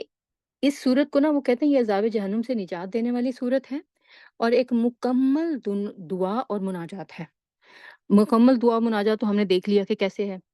لیکن یہ کہ یہ جو بات ہے کہ یہ صورت عذاب جہنم سے نجات دینے والی صورت ہے، یہ بڑی عجیب ہے، اور وہ انہوں نے کیسے جو ہے وہ دریافت کیا۔ وہ کہتے ہیں کہ اس صورت میں عربک الفابیٹس کے 7 حروف ایسے ہیں جو غائب ہیں، اور وہ حروف جو ہیں وہ کون کون سے ہیں؟ وہ کہتے ہیں اس صورت کے اندر اس کے الفاظ اگر آپ کے سامنے ہوں، آپ نکال بھی سکتے ہیں، اس میں ثا نہیں ہے، تا کے بعد جو ثا آتا ہے وہ نہیں ہے، اس میں جیم نہیں ہے، اس میں خا نہیں ہے، اس میں ذا نہیں ہے، اس میں جو ہے شا یہ نہیں ہے، اس میں غو نہیں ہے، اس میں فا نہیں ہے، اور ان کے بقول یہ 7 حروف جو ہے وہ جہنم کی 7 سزاؤں کی طرف اشارہ کرتے ہیں، یعنی یہ 7 حروف جو ہیں ان سے جہنم کی 7 سزاؤں کی طرف جو ہے وہ اشارہ ہوتا ہے، اور یہ ان سزاؤں کے دینے کی جگہ مقرر ہے، اور ان میں داخلہ جہنم کے 7 دروازوں سے ہوگا، اس کا ذکر ہمیں حدیث میں بھی ملتا ہے۔ اور وہ کہتے ہیں کہ جو کوئی جو ہے وہ سورۃ فاتحہ کی مسلسل تلاوت کرتا رہے گا، وہ 7 قسم کے عذاب اور دوزخ کے 7 دروازوں سے جو کہ ان کے لیے مخصوص ہیں، اس سے آزاد ہو جائے گا، اللہ تعالیٰ اس کو جو ہے وہ پناہ عطا کر دیں گے۔ تو کتنی امیزنگ بات ہے جو کہ اس سورت کی ہے کہ اگر آپ اس کو مسلسل پڑھتے رہیں، اور خاص طور پر جو ہے وہ جب ہمیں اپنے گناہوں کا احساس ہوتا ہے تو اور اپنی غلطیوں کا، کوتاہیوں کا، اور پھر یہ کہ جہنم کے عذاب اور وہ سنتے ہیں تو اپنے آپ کو بڑی مشکل میں جو ہے وہ محسوس کرتے ہیں، تو اس وقت جو ہے وہ ایسی باتیں ہمیں تسلی دیتی ہیں کہ اچھا، اگر ہم سورۃ فاتحہ کے ساتھ ہی محبت کر لیں اور اسی کو اپنی زندگی میں شامل کر لیں اور اسی کے ساتھ ہمارا لگاؤ ہو اور اسی سے جو ہے وہ ہم بہت کچھ سیکھ لیں، تو انشاءاللہ بہت کچھ جو ہے وہ ہمیں جو پریشان کرتا ہے اس سے ہم چھٹکارا پا لیں گے، نجات پا لیں گے۔ اچھا، یہ جو ان کے 7 جہنم کے عذاب ہیں وہ دیکھیں وہ اللہ تعالیٰ نے کیا کہے ہیں، اور قرآن میں باقاعدہ آیات ہیں ان کے ساتھ۔ دیکھیں پہلا جو ہے وہ کیا ہے کہ اس میں صبور اور ثقل، یہ اس کا جو ہے وہ عذاب ہے۔ یہ صبور اور ثقل جو ہے یہ دوزخیوں کی قضا ہوگی جس کے باوجود انہیں ہر وقت بھوک لگتی رہے گی، یہ ایک سزا ہے۔ تو آپ سورۃ فاتحہ کو پڑھیں گے، یہ سزا جو ہے وہ آپ سے دور کر دی جائے گی۔ اچھا، دوسری سزا کیا ہے؟ جہنم اور جہنم کی دہکتی ہوئی آگ کا عذاب ہے، اور اس کے بارے میں اللہ تعالیٰ کیا کہتے ہیں؟ وَبُرِّزَتِ الْجَحِیمُ لِلْغَاوِینَ، یہ یہ سزا ان کو دی جائے گی، غاوین کو، بغاوت کرنے والے، حدوں کو کراس کرنے والے، تو یہ جو ہے وہ ان کے لیے ہے۔ اچھا، پھر آپ یہ دیکھیں کہ خوف سے اور جو خسران ہے یہ بھی جو ہے وہ جہنم کا ایک عذاب ہے، ذہنی اور جسمانی تکلیف یہ دوزخی کو ہر وقت جو ہے وہ رہے گی، اللہ تعالیٰ اس سے بھی نجات دے دیں گے سورۃ فاتحہ کی تلاوت سے۔ اور پھر دوسری طرف جو ہے وہ کیا ہے، ایک اور اس کا جو عذاب وہ زفیر اور زقوم، تو زقوم کے درخت کے بارے میں تو آپ جانتے ہیں نا کہ یہ جہنمیوں کی غذا ہوگی، شجر زقوم کا نام آتا ہے، تو زفیر آہو بکا کا نام ہے، یعنی کہ جب ان کو عذاب پہنچے گا اور وہ اونچی اونچی روئیں گے، چیخیں ماریں گے، تو یہ بھی ایک عذاب ہے، کیونکہ آپ دیکھیں کسی کو اونچی اونچی چیختے سننا اور وہ آوازیں اگر انسان کبھی سن لے نا اس کو ہانٹ کرتی ہیں۔ میں ایک دفعہ کچھ سالوں کی سمجھے 10-20 سال پرانی بات ہو گئی اب تو، بلکہ 15 سال پرانی، مجھے اس وقت نیپال جانے کا جو ہے وہ اتفاق ہوا تھا، اور میرا پہلا اتفاق تھا کہ مجھے کسی ایسی جگہ پر جانا پڑا جو کہ ٹھیک تو پاک، لیکن وہاں پر ہندوؤں کا گھاٹ تھا جہاں ان کے مردوں کو جلاتے ہیں، تو وہ ایک مردے کو جلایا جا رہا تھا، حالانکہ وہ بہت دور تھا، لیکن اس کے خاندان میں سے کوئی اس کا بیٹا تھا یا کون تھا، کوئی مرد تھا جو اونچی اونچی رو رہا تھا، اور اسی طرح جو اس کی آہو بکا تھی مجھے عرصے تک جو ہے وہ ہانٹ کرتی تھی، مجھے وہ آوازیں میرے کانوں میں آتی تھیں، اور کبھی تنہائی میں رات میں، تو یہ ایک عذاب ہوتا ہے کہاں کہ انسان خود بھی جو ہے وہ وہی کام کرنا شروع کر دے، خود اپنی آواز جو ہے اس کو اس طرح سے ہانٹ کرے، تو یہ بھی جہنم کا ایک عذاب ہے، اور زقوم جو ہے وہ ان کی غذا ہے جہنمیوں کی۔ تو آپ سورۃ فاتحہ کی تلاوت کریں گے، اللہ تعالیٰ آپ کو اس سے بھی جو ہے وہ نجات دے دے گا۔ اچھا، پھر شہیق، یہ جو ہے یہ کیا ہے؟ یہ بھی جو ہے وہ جہنم کی ایک سزا ہے، اور دوزخ کے ایک طبقے کا نام بھی ہے، اور اس کا سورۃ الملک میں ذکر آتا ہے نا، سورۃ الملک میں، کہ اذا القوا فیہا سمعوا لہا شہیقا وہی تفور۔ تو یہ ان سارے عذابوں سے آپ نجات حاصل کر سکتے ہیں سورۃ فاتحہ کی مسلسل تلاوت سے، اس کی دعا، اس کی مناجات، اور اس کے الفاظ کے اندر جو اسباق ہیں ان کو اپنی زندگی میں شامل کرنے سے۔ اچھا، پھر ایک جو ہے وہ کیا ہے عذاب؟ وہ ہے لظیٰ کا۔ دوزخ کا جو ہے وہ ایک طبقہ ہے جس میں آگ کے باوجود اندھیرے ہی اندھیرے ہوں گے۔ کلا انہا لظیٰ، قرآن کے اندر یہ الفاظ آتے ہیں کہ وہاں پر دوزخیوں کو یہ جو ہے سزا دی جائے گی۔ پھر اس کے بعد جو ہے وہ ایک اور سزا، وہ کیا ہوگی؟ فسور کی۔ فسور نام ہے ایک عذاب سخت کا، یعنی سخت قسم کا جو ہے وہ یہاں پر عذاب دیا جائے گا۔ تو سورۃ فاتحہ کی مسلسل تلاوت سے آپ جہنم میں جو ساتوں دروازے ہیں ان کے داخلے سے محفوظ ہو جائیں گے، وہاں اندر ان دروازوں کے اندر جو عذاب دیا جا رہا ہے یا دیا جائے گا جہنمیوں کو، اس سے بھی جو ہے وہ اپنی خلاصی کرا لیں گے۔ اللہ کہا کہ ہاں، آپ کا نام جہنم سے آزادی پانے والوں میں لکھ دیا جائے گا۔ تو کتنی بڑی نعمت ہے جو کہ سورۃ فاتحہ کی اس طرح سے مسلسل تلاوت اور اس کو مسلسل اپنی زندگی میں شامل کرنے سے جو ہے وہ ہمیں حاصل ہوتی ہے۔ تو اس سورۃ فاتحہ کو، ان سورۃ مناجات کو ذی الحجہ کے ان مبارک دنوں میں دوسری دعاؤں کے ساتھ ساتھ ہم نے اپنا معمول بنا لینا ہے، تاکہ دنیا کی کامیابیاں بھی سمیٹے، آخرت کی بھی، اور عذاب جہنم سے بھی جو ہے وہ ہمیں نجات حاصل ہو سکے، کیونکہ یہ ایک مکمل دعا ہے۔ دنیا اور آخرت کی ساری جو ہماری ضروریات ہیں، ہماری حاجات ہیں، ان کو پورا کرتی ہے، اور دنیا اور آخرت کے جتنے فتنے ہیں ان سے ہمیں نجات بھی جو ہے وہ دلاتی ہے۔ پھر اس کی ایک بڑی اور خوبصورت بات ہے، وہ کیا ہے کہ یہ صورت ہمیں اللہ تعالیٰ سے تعریف بھی دلاتی ہے۔ بڑی خوبصورت بات، میں سوچ رہی تھی اس کے اوپر، کبھی میں نے سوچا ہی نہیں اس بات کے اوپر کہ اچھا، اللہ تعالیٰ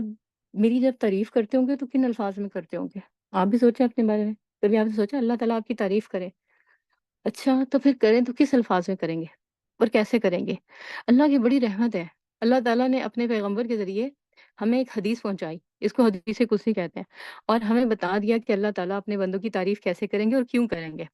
حدیث میں آپ نے ارشاد فرمایا، آپ نے کہا، ایک صحابی کہتے ہیں میں نے رسول اللہ صلی اللہ علیہ وسلم کو فرماتے سنا، اللہ تعالیٰ فرماتا ہے میں نے نماز کو اپنے اور اپنے بندے کے درمیان دو حصوں میں تقسیم کر دیا ہے، آدھا میرے لیے ہے اور آدھا میرے بندے کے لیے ہے، اور میرے بندے کے لیے وہ ہے جو وہ مانگے۔ حدیث یہاں سے شروع ہوتی ہے۔ پھر اس کے بعد آپ صلی اللہ علیہ وسلم نے مزید آگے جو ہے وہ بیان فرمایا، آپ نے فرمایا تم پڑھو، یعنی حکم دیا کہ اب تم پڑھو، اور جب بندہ پڑھتا ہے، یہاں پر اس حدیث میں الفاظ ہیں الحمد للہ رب العالمین، یہاں سے شروع میں ایک اور حدیث ہے، وہ اس میں الفاظ شروع ہوتے ہیں بسم اللہ الرحمن الرحیم سے، اور اس کے جواب میں جو ہے وہ اللہ تعالیٰ ارشاد فرماتے ہیں کہ میرے بندے نے مجھے میرے نام اور میری صفات سے پکارا ہے۔ یعنی جب ہم سورۃ فاتحہ کو بسم اللہ الرحمن الرحیم سے شروع کرتے ہیں تو اللہ تعالیٰ آپ کو باقاعدہ جواب دیتے ہیں آگے سے، کیا کہتے ہیں؟ میرے بندے نے مجھے میرے نام سے، کہتے ہیں نا بسم اللہ، شروع اللہ کے نام سے، شروع نام اللہ کا، پھر الرحمن، پھر الرحیم، تو اللہ تعالیٰ کہتے ہیں مجھے میرے بندے نے میرے نام سے پکارا ہے، میری صفات کے ساتھ پکارا ہے۔ تو پھر وہ وہاں پہ اس حدیث میں جو ہے وہ ایسے الفاظ بھی ہیں۔ اب یہاں پر جو ہے وہ کیا ہے اس حدیث میں؟ اس میں یہ ہے کہ جب بندہ کہتا ہے الحمد للہ رب العالمین، تو اللہ تعالیٰ فرماتا ہے کہ حامدنی عبدی، میرے بندے نے میری تعریف کی، ولی عبدی ما سعی، میرے بندے کے لیے وہ ہے جو اس نے جس کا سوال کیا ہے۔ تو اب اس کے بعد جو ہے اللہ تعالیٰ سے جو ہے ہم کیا سمیٹتے ہیں اس کے جواب میں کہ میرے بندے نے میری تعریف کی ہے، یعنی ہم اللہ کی تعریف کرتے ہیں تو اللہ تعالیٰ ہماری آگے سے تعریف کرتے ہیں کہ دیکھو کیا بندہ ہے، اس نے میری بات کی ہے۔ آپ سٹائل کہہ لیں اپنی انداز میں اگر ہم سمجھیں اس کو تو۔ اچھا، اور جب بندہ کہتا ہے کہ الرحمن الرحیم، تو اللہ تعالیٰ جو ہے اس کے جواب میں فرماتے ہیں اسنی علیہ عبدی ولی عبدی ما سعی، میرے بندے نے میری ثنا کی ہے اور میرے بندے نے میری تعریف کی ہے، میرے بندے نے میری تعریف کی ہے اور میرے بندے کے لیے وہ ہے جو وہ مانگے۔ پھر جب بندہ کہتا ہے مالک یوم الدین، تو اللہ تعالیٰ جو ہے وہ فرماتا ہے میرے بندے نے میری عظمت بیان کی ہے۔ تو اب آپ کی تینوں خوبیوں کا ذکر جو ہے وہ اللہ تعالیٰ یہاں خود کر رہے ہیں۔ اچھا، میرے بندے نے میرا شکر کیا ہے، میرے بندے نے مجھے پکارا ہے، میرے بندے نے میری عظمت بیان کی ہے، میرے بندے نے میری تعریف کی ہے۔ یہ فرشتوں کے سامنے ذکر ہو رہا ہوتا ہے اس وقت جب آپ سورۃ فاتحہ، سورہ مناجات کو جو ہے وہ اللہ تعالیٰ کے سامنے بیان کر رہے ہوتے ہیں، پڑھ رہے ہوتے ہیں، اپنی حاجات اللہ کے سامنے رکھ رہے ہوتے ہیں۔ پھر اللہ تعالیٰ کہتے ہیں کہ میرے بندے نے جو ہے میری عظمت بیان کی ہے اور یہ میرے لیے ہے، کیونکہ عظمت صرف اور صرف جو ہے وہ اللہ ہی کے لیے ہے اور کسی اور کو جو ہے یہ سوٹ ہی نہیں کرتی ہے۔ پھر اس کے بعد جو ہے وہ جب بندہ کہتا ہے ایاک نعبد و ایاک نستعین، تو اللہ تعالیٰ کہتے ہیں فہذہ بینی و بین عبدی، کہ یہ میرے اور میرے بندے کے درمیان ہے، وَلِعَبْدِی مَا سَأَلَ وَآخِرُ السُّورَةِ لِعَبْدِی، اور سورت کے آخر تک میرے بندے کے لیے ہے۔ یعنی اب جو ہے وہ بندے کی باری ہے، اب بیان کرو، اب دیا جائے گا۔ وہ جیسے ایک دوسری حدیث میں آپ صلی اللہ علیہ وسلم نے صحابی کو کہا تھا نا کہ سل تُؤْتَیٰ، اب مانگو اب دیا جائے گا، اب اللہ کی عظمت بیان کر لی ہے نا، اب مانگو اب اللہ تعالیٰ دیں گے۔ پھر اس کے بعد یہ کہ اللہ تعالیٰ کہتے ہیں یہ آیت میرے اور میرے بندے کے درمیان ہے، آدھی آدھی تقسیم شدہ ہے، اور میرے بندے کے لیے وہ ہے جو وہ مانگے، اور سورت کی آخر آیتیں میرے بندے کے لیے ہیں۔ پھر جب بندہ اہدنا الصراط المستقیم صراط الذین انعمت علیہم غیر المغضوب علیہم ولا الضالین، اللہ تعالیٰ فرماتے ہیں فہذا لعبدی، یہ میرے بندے کے لیے ہے، یہ مانگا ہے اس نے کہا مجھے انعام یافتہ لوگوں میں شامل کرو۔ انعام یافتہ میں سدا بہار کا عنصر آتا ہے، کیونکہ وہ جو شروع سے تھے جن کے لیے اللہ تعالیٰ نے انعام و اکرام کیا اور اس کے بعد ان کی مثالوں کو زندہ کر دیا، ان کا نام آج تک زندہ ہے، تو سدا بہار ہی ہوئے۔ تو وہ سدا بہار لوگ ان میں شامل ہونا چاہتا ہے، تو اس کے نام کا پودا لگا دو، اس کو سرسبز بنا دو، اس کو جو ہے وہ ہر زمانے کے لیے جو ہے وہ اس کا نام ان کے ساتھ لگا دو۔ اور پھر اس کے بعد جو ہے پھر بندہ کیا مانگتا ہے؟ اللہ تعالیٰ کہتے ہیں نا فہذا لعبدی، یہ میرے بندے کے لیے، ولی ما سعی، اور میرے بندے کے لیے وہ جو اس نے مانگا۔ تو اب بندہ جو ہے وہ ساتھ میں کیا مانگتا ہے؟ اللہ تعالیٰ سدا بہار لوگوں میں تو شامل کرنا، بٹ مغضوب لوگوں کے راستے سے بچا لینا، ان کے راستے پر نہیں چلنا چاہ رہی میں۔ تو یہ جو ہے یہ کیا ہے؟ یہ اللہ کی طرف سے خاص انعام اور خاص جو ہے وہ اکرام، جو کہ سورۃ فاتحہ کے پڑھنے والوں کو ملتا ہے، اللہ سے تعریف، اور اس کے بعد حاجات اور ضروریات کے پورا ہونے کی یقین دہانی بھی۔ اچھا، ایک اور بڑی امپورٹنٹ بات ہے، ٹائم کم ہے اس لیے آگے بڑھتے ہیں۔ اتنا کچھ ہے سورت کے بارے میں بیان کرنے کو کہ میں جتنا زیادہ بیان کرتی ہوں میری اتنی جو ہے وہ پیاس بڑھتی ہے، پھر میں دل چاہتا ہے یہ بھی شیئر کروں اور یہ بھی کہیں آپ سے جو ہے وہ رہ نہ جائے۔ اب یہ آپ کے سننے پر ہے کہ آپ اس کو کتنے دھیان سے سنتے ہیں یا اس کے بعد جو ہے وہ بعد میں بھی کتنا جو ہے وہ اس کے اوپر توجہ دیتے ہیں۔ ایک اور چیز جو ہمیں یہ سورت سکھاتی ہے نا، وہ ہمیں علم یقین بھی دیتی ہے، عین الیقین بھی دیتی ہے، حق الیقین بھی دیتی ہے۔ یقین بہت بڑی دولت ہے۔ کسی بھی جگہ پر اگر آپ نے کامیاب ہونا ہے، کوئی بھی کام صحیح طریقے سے ڈھنگ سے کرنا ہے نا، یقین ہونا چاہیے آپ کو اس کے اوپر، اعتماد، کانفیڈنس، بھروسہ، پھر جو ہے وہ کام ہوتا ہے صحیح طریقے سے۔ یہ سورج جو ہے نا یہ آپ کو علم الیقین سے حق الیقین تک پہنچاتی ہے۔ وہ کیسے؟ اس کو اگر ہم دیکھیں، اللہ تعالیٰ جو ہے وہ آپ کو اس میں نالج دیتے ہیں، اپنا تعارف دیتے ہیں، اور کیا کہتے ہیں؟ میں اللہ ہوں، میں رب ہوں، میں الرحمن ہوں، میں الرحیم ہوں، میں مالک ہوں۔ لیکن ہم نے تو نہیں دیکھا کہ وہ اللہ وہ رب ہے، اس نے ہمیں پیدا کیا، وہ رحمان ہے، وہ رحیم ہے۔ یہ تو اللہ کا نالج ہے جو ہمیں مل رہا ہے، اللہ تعالیٰ ہمیں بتا رہے ہیں تو ہم اس کے اوپر جو ہے وہ یقین کر رہے ہیں۔ اور کائنات کے مشاہدے سے بہت سے لوگوں نے جو ہے یہ سبق حاصل کیا۔ ابراہیم علیہ السلام، انہوں نے اللہ تعالیٰ کی پہچان کائنات پہ غور و فکر کر کے کی تھی۔ تو ہم یہ سمجھتے ہیں یہ صرف سائنٹسٹ کر سکتے ہیں یا ناسا والے کر سکتے ہیں، نہیں۔ ابراہیم علیہ السلام نے صدیوں پہلے، جب ناسا کا ادارہ ہی نہیں تھا، جب سائنس اس طرح سے تھی ہی نہیں، تب اللہ تعالیٰ کے اوپر یقین کیا کائنات کے مشاہدے سے غور کر کے۔ تو یہ بھی کیا ہے؟ علم ہے اللہ کے بارے میں۔ لیکن غیب میں اللہ تعالیٰ نظر نہیں آتے، وہ کیسے الرحمن رحیم ہے ہمیں نہیں نظر آتے، انصاف اللہ کا کیسے ہوتا ہے یہ نظر نہیں آتا، لیکن ہوتا ہوا نظر آتا ہے۔ اب عین الیقین کی باری آتی ہے، ٹھیک ہے؟ اپنی کمزوری، عاجزی اور محنت اور کوشش، اور پھر اس کے بعد بے بسی کی تصویر بننا۔ یہ ہمیں پتہ ہے کتنی چیزیں ایسی ہیں جن کی ہم خواہش کرتے ہیں لیکن پورا ہی نہیں کر پاتے۔ وہ حضرت علی نے کہا تھا نا کہ میں نے اپنے ارادوں کے ٹوٹنے سے اللہ کو پہچانا ہے۔ کتنی چیزوں کو ہم پلان کرتے ہیں، وہ پلان فیل ہو جاتے ہیں، وہ ریالٹی میں آ ہی نہیں پاتے۔ تو پھر اللہ تعالیٰ جو ہے وہ ہمیں ہماری آنکھوں کے سامنے دکھاتے ہیں ہماری بے بسی، ہماری عاجزی، اور پھر یہ کہ وہ کوئی ڈیوائن پاور ہے جو ورک کر رہی ہے، اور اس کی پاور اور اس کی عظمت اور اس کی قدرت اور اس کا غلبہ جو ہے وہ سب کے اوپر حاوی ہے۔ تو ام، یہ جو پہلے علم میں تھا نا کہ وہ ہے، رب ہے، کنٹرول کرتا ہے سب کچھ، اس کی اجازت کے بغیر کچھ نہیں ہوتا، وہ حقیقت میں نظر آنے لگتا ہے۔ یہ ہے عین الیقین۔ اس سے ہمیں پتہ چلتا ہے کہ ہے وہ اللہ، وہ کر رہا ہے، پھر ہم اس کو پہچانتے ہیں۔ پھر اس کے بعد جو ہے یہ جو صراط المستقیم سے ولا الضالین تک، یہ جو الفاظ ہیں، پھر اس کے بعد آمین تک، یہ یقین کا سفر ہے۔ وہ کس طرح سے؟ دیکھیں، اللہ تعالیٰ کی اس میں رحمت بھی ہے، اس میں اللہ تعالیٰ کا انعام بھی ہے، اللہ کی طرف سے اس میں ہدایت کے نمونے بھی ہیں۔ اور جب کوئی چیز ہمیں ٹینجیبل فارم میں نظر آنے لگتی ہے نا، تب ہمیں لگتا ہے ہاں یہ واقعی ہے، اب ایسا ہی ہے۔ تو اللہ تعالیٰ نے انبیاء، صدیقین، شہداء اور صالحین، ان سب کو نمونہ بنایا ہے۔ یہ ہمارے لیے رول ماڈل ہیں۔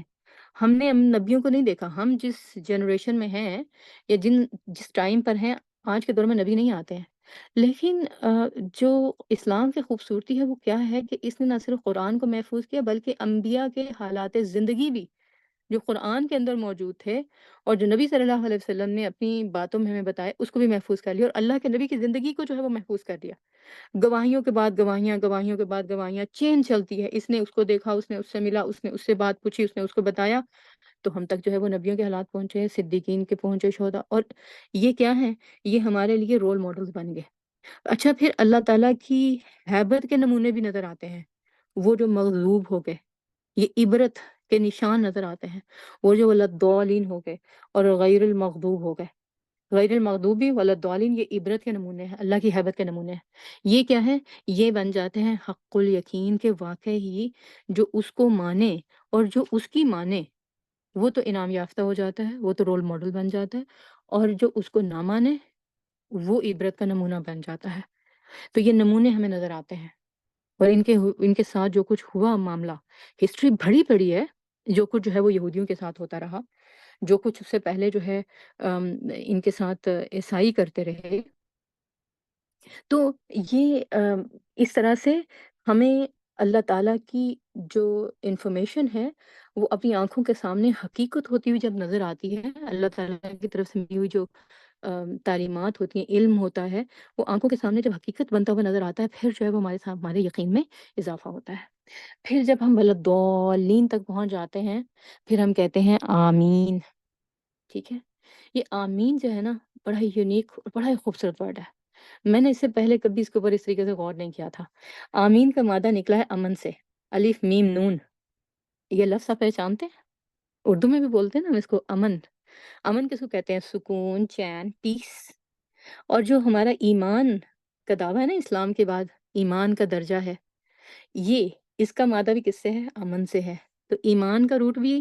امن ہے، اور آمین کا روٹ بھی امن ہے۔ تو اب دونوں معنی اگر ان کو اکٹھا کر لیں ہم، تو آمین کا پہلا مطلب کیا ہوگا؟ ایمان کے معنوں میں اگر لیا جائے تو ہم کیا کہتے ہیں آمین کہتے ہوئے؟ کہ ایمان، اسلام سے اگلی سٹیج جو ہے، تو پھر ہم کیا کہتے ہیں اللہ تعالیٰ سے کہ اللہ میرے اسلام میں اضافہ فرما اور مجھے ایمان میں داخل کر دے۔ جب آپ کہتے ہیں والا ضالین تک پہنچ جاتے ہیں نا، کہتے ہیں اللہ تعالیٰ میرے لیے اسلام پر عمل کرنا آسان کر دے اور مجھے ایمان میں داخل کر دے۔ ٹھیک ہے؟ تو اس کا مطلب جو ہے وہ کیا ہے کہ ہم اللہ سے التجا کر رہے ہیں کہ ہمارے رب ہمارا اسلام بڑھا دے،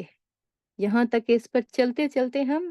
ایمان کی منزل جو ہے اس کو پا لیں، ہمیں ایمان کی منزل تک پہنچا دے، میرے دل میں اعتماد اور یقین پیدا کر دے۔ جب دل میں اعتماد اور یقین پیدا ہوتا ہے نا، پھر ایمان داخل ہوتا ہے، پھر انسان ایمان پر جمتا ہے۔ جب انسان اعتماد اور بھروسہ کرنے لگتا ہے اللہ پر، تو پھر وہ ایمان کا حامل ہو جاتا ہے، پھر وہ قابل بھروسہ بنتا ہے۔ یعنی آپ ٹرسٹ وردی بننا چاہتے ہیں نا لوگوں کے لیے، لوگ آپ پر ٹرسٹ کریں، اور ٹرسٹ ڈیفیسٹ بھی ہے آج کے دور میں، بہت بڑا مسئلہ ہے، اور لوگ ایک دوسرے پر بھروسہ ہی نہیں کرتے، ٹرسٹ ہی نہیں کرتے۔ تو یہ جو ہے آپ ٹرسٹ وردی بن جائیں گے لوگوں کے لیے، جب آپ اللہ پر اعتماد کریں گے، جب آپ کا اللہ پر ٹرسٹ ہوگا، تو پھر وہ آپ کو اعتماد کے قابل جو ہے وہ بنا دے گا۔ اور ہم سب اعتماد کے قابل بننا چاہتے ہیں، ہم چاہتے ہیں لوگ ہمارے اوپر اعتماد کریں، ٹرسٹ کریں، کانفیڈنس ہو، اور نہ صرف لوگوں کو ہم پہ ہو بلکہ ہمیں بھی اپنے اوپر ہو۔ یہ ہو نہیں سکتا جب تک کہ ایمان نہ ہو، اور ایمان کے لیے ہم دعا کرتے ہیں آمین کے اندر۔ اچھا، تو پھر اس میں جو ہے وہ ایک اور بات، سیکنڈلی اگر آمین کو جو ہے وہ امن کے روٹ سے لیا جائے، امان کے معنوں میں لیا جائے، امان کیا ہوتی ہے؟ پناہ، ٹھیک ہے؟ تو پھر جو ہے وہ ہم اللہ تعالیٰ سے کیا کہتے ہیں آمین کے ورڈ میں؟ کہتے ہیں آمین، اللہ ہمیں شیلٹر دینا پریشانیوں سے، بے چینیوں سے، بے یقینیوں سے، بد اعتمادیوں سے، وسوسوں سے، شیطان کے وسوسوں سے، ٹھیک ہے؟ اور شیطان کا وسوسہ کیا ہوتا ہے؟ تمہاری تو نہیں سنی گئی، تمہاری تو نہیں سنی جائے گی، فلاں کے پاس جاؤ، فلاں کا وسیلہ لو، فلاں سے دعا کراؤ، اس سے پوچھو، اس سے پوچھو، تو پھر جو ہے وہ تمہاری سنی جائے گی۔ یہ وسوسے ڈالتا ہے شیطان۔ لیکن جب آپ کہتے ہیں آمین، اونچی سے کہتے ہیں، تو آپ کے دل کو تسلی ملتی ہے، یقین میں اضافہ ہوتا ہے، اور صرف دعا کے الفاظ ہی نہیں بلکہ اس کے بعد یہ جو دعا ہے نا، یہ مزید اس کے اوپر، دعا کے اوپر مزید دعا ہے، یعنی یہ جو آمین کہنا ہے، یہ آپ کے یقین اور اللہ کے اوپر بھروسے کو بڑھا دیتا ہے۔ تو گویا آمین در حقیقت دعا کے بعد ایک اور دعا ہے، مناجات کے بعد ایک اور التجا ہے۔ یہ جو التجا کیسی ہے؟ آپ کہتے ہیں نا، کبھی آپ نے دیکھا آپ کا بچہ آگے کہتا ہے کہ ممی پلیز چاکلیٹ دے دیں، اور پھر ساتھ ہی کہتا ہے پلیز۔ تو یہ جو پلیز بعد میں ہے نا، یہ وہ اسٹائل ہے، ٹھیک؟ تو یہ اس طریقے سے جو ہے آمین کو آپ سمجھ سکتے ہیں۔ تو اس کی اہمیت بہت زیادہ ہے، کیونکہ بعض اوقات جو ہے وہ ہم آمین کہتے ہیں نا، تو دل ساتھ ہی نہیں ہوتا، ہمیں پتہ ہی نہیں کیا ہوتا ہے۔ آمین کا تو مطلب یہ ہے اللہ سن لے میری، اور وہ پلیز کے اسٹائل میں ہی۔ تو اس کو پھر اس کا مطلب یہ ہے کہ جس طرح باقی دعا کو کہنے کا ایک اسٹائل ہے نا، یہاں پر بھی جو ہے وہ اس دعا کو کہنے کا ایک اسٹائل جو ہے وہ ہونا چاہیے۔ اب اگر آپ جو ہے وہ کہیں گے کہ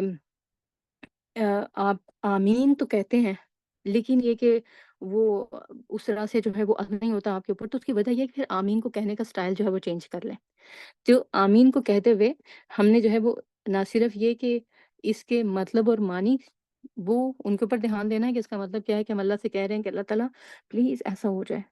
اور دوسری طرف جو ہے وہ کیا کہہ رہے ہیں اللہ تعالیٰ سے کہ پلیز ہماری دعا جو ہے اس کو آپ جو ہے وہ سن لیں،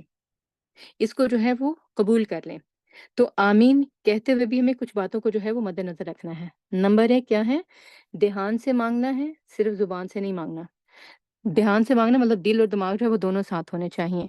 پھر اس کے بعد یہ ہے کہ مانگنے کے انداز میں کہنا ہے، پڑھنے کے انداز میں نہیں کہنا ہے۔ آپ دیکھیں کہ سورۃ فاتحہ کے اختتام پر جو صلاح کے اندر ہے آمین، وہ اونچی آواز میں کہی جاتی ہے۔ بعض اونچی آواز میں کہتے ہیں، بعض نیچی آواز میں کہتے ہیں، لیکن اتنی آواز میں ضرور کہتے ہیں کہ وہ کانوں تک پہنچ جائے، یعنی اگر نیچی آواز میں بھی کہنا ہے تو، اختلاف اگر اس کے اندر ہے بھی تو۔ لیکن جہاں پر آمین کی گونج ہوتی ہے تو وہ دل میں ایک تسلی اور ایک یقین اور ایک اور ہی کیفیت جو ہے وہ پیدا کر دیتی ہے۔ تو کانوں تک اس کی آواز جو ہے وہ پہنچانی ہے آپ نے، آپ کے کان سنے اور دل کو تسلی ہو اور یقین ہو، کیونکہ دل میں جب ہم مانگتے ہیں نا، تو وہ ممبلنگ کر رہے ہوتے ہیں، تو جب باقی دعا ممبلنگ کر رہے ہوتے ہیں تو آمین بھی ممبلنگ کے طریقوں سے ہی کہتے ہیں، تو وہ تسلی نہیں ہوتی۔ تو یقین اور تسلی کو بڑھانے کے لیے ضروری ہے کہ آپ آمین جو ہے اس کو اونچی آواز میں اور صحیح طریقے کے ساتھ جو ہے وہ کہیں۔ اچھا، اب یہ جو لفظ آمین کی امپورٹنس ہے، یہ میں کچھ آپ کو پوائنٹس میں آپ کو بتا دیتی ہوں تاکہ اس سے آپ کو پتہ چلے کہ اس سے مزید آپ کو جو ہے وہ کیا فائدہ ہوتا ہے۔ دیکھیں، دعا کے بعد یہ ایک مزید دعا ہے، یعنی دعا کے بعد تاکید ہے اوپر، اللہ تعالیٰ سے جو ہے وہ مزید ریکویسٹ ہے، دعا کی قبولیت کی دعا ہے، ون ورڈ دعا ہے، یعنی ایک لفظ کے اندر دعا کا سارا مطلب ہے اللہ میری دعا سن لے، ایک ہی لفظ اور اس میں ساری دعا ہو، کمپریہنسو ہے، کمپلیٹ ہے، بلیغ ہے۔ اچھا، اور یہ لفظ جو ہے وہ عبرانی زبان میں، ہیبریو میں بھی ہے، اور یہ عبرانی زبان وہی جو جیوز کی ہے اور اسرائیل میں جو بولی جاتی ہے، اور باقاعدہ انہوں نے اس زبان کو ریوائو کیا ہے۔ اس زبان کے اندر بھی آمین کا لفظ ہے۔ اسی طرح عیسائیوں کے اندر بھی انجیل میں جو ہے وہ دعا کے بعد آمین آیا ہے۔ وہ بھی آپ دیکھیں کہ جب یہ اپنا، مجھے اتفاق تھا کہیں ایسے ایک اسپیچ ڈلیور کی تھی، اسپیچ کے بعد انہوں نے کھانا جو دیا تو اس پہ سب سے پہلے انہوں نے دعا کی، اور دعا کے بعد اونچے سے آمین کہا۔ تو وہ میرا فرسٹ انٹریکشن تھا ایسے کرسچن کمیونٹی کے ساتھ، تو مجھے اندازہ ہوا کہ اچھا یہ بھی آمین جو ہے وہ کہتے ہیں، تو ان کے ہاں بھی آمین جو ہے وہ اس طرح کہی جاتی ہے۔ تو یہ 3 زبانوں میں مشترکہ لفظ ہے اور ایک ہی مطلب ہے اس کا کہ اللہ تعالیٰ سے جو ہے وہ مزید جو ہے وہ ریکویسٹ کرنا۔ تو ایک آپ دیکھیں کہ یہ بات جو ہے نا، یہ صرف تینوں زبانوں میں تینوں الہامی کتابوں کے ماننے والے جو ہیں، ان کے اندر اس الفاظ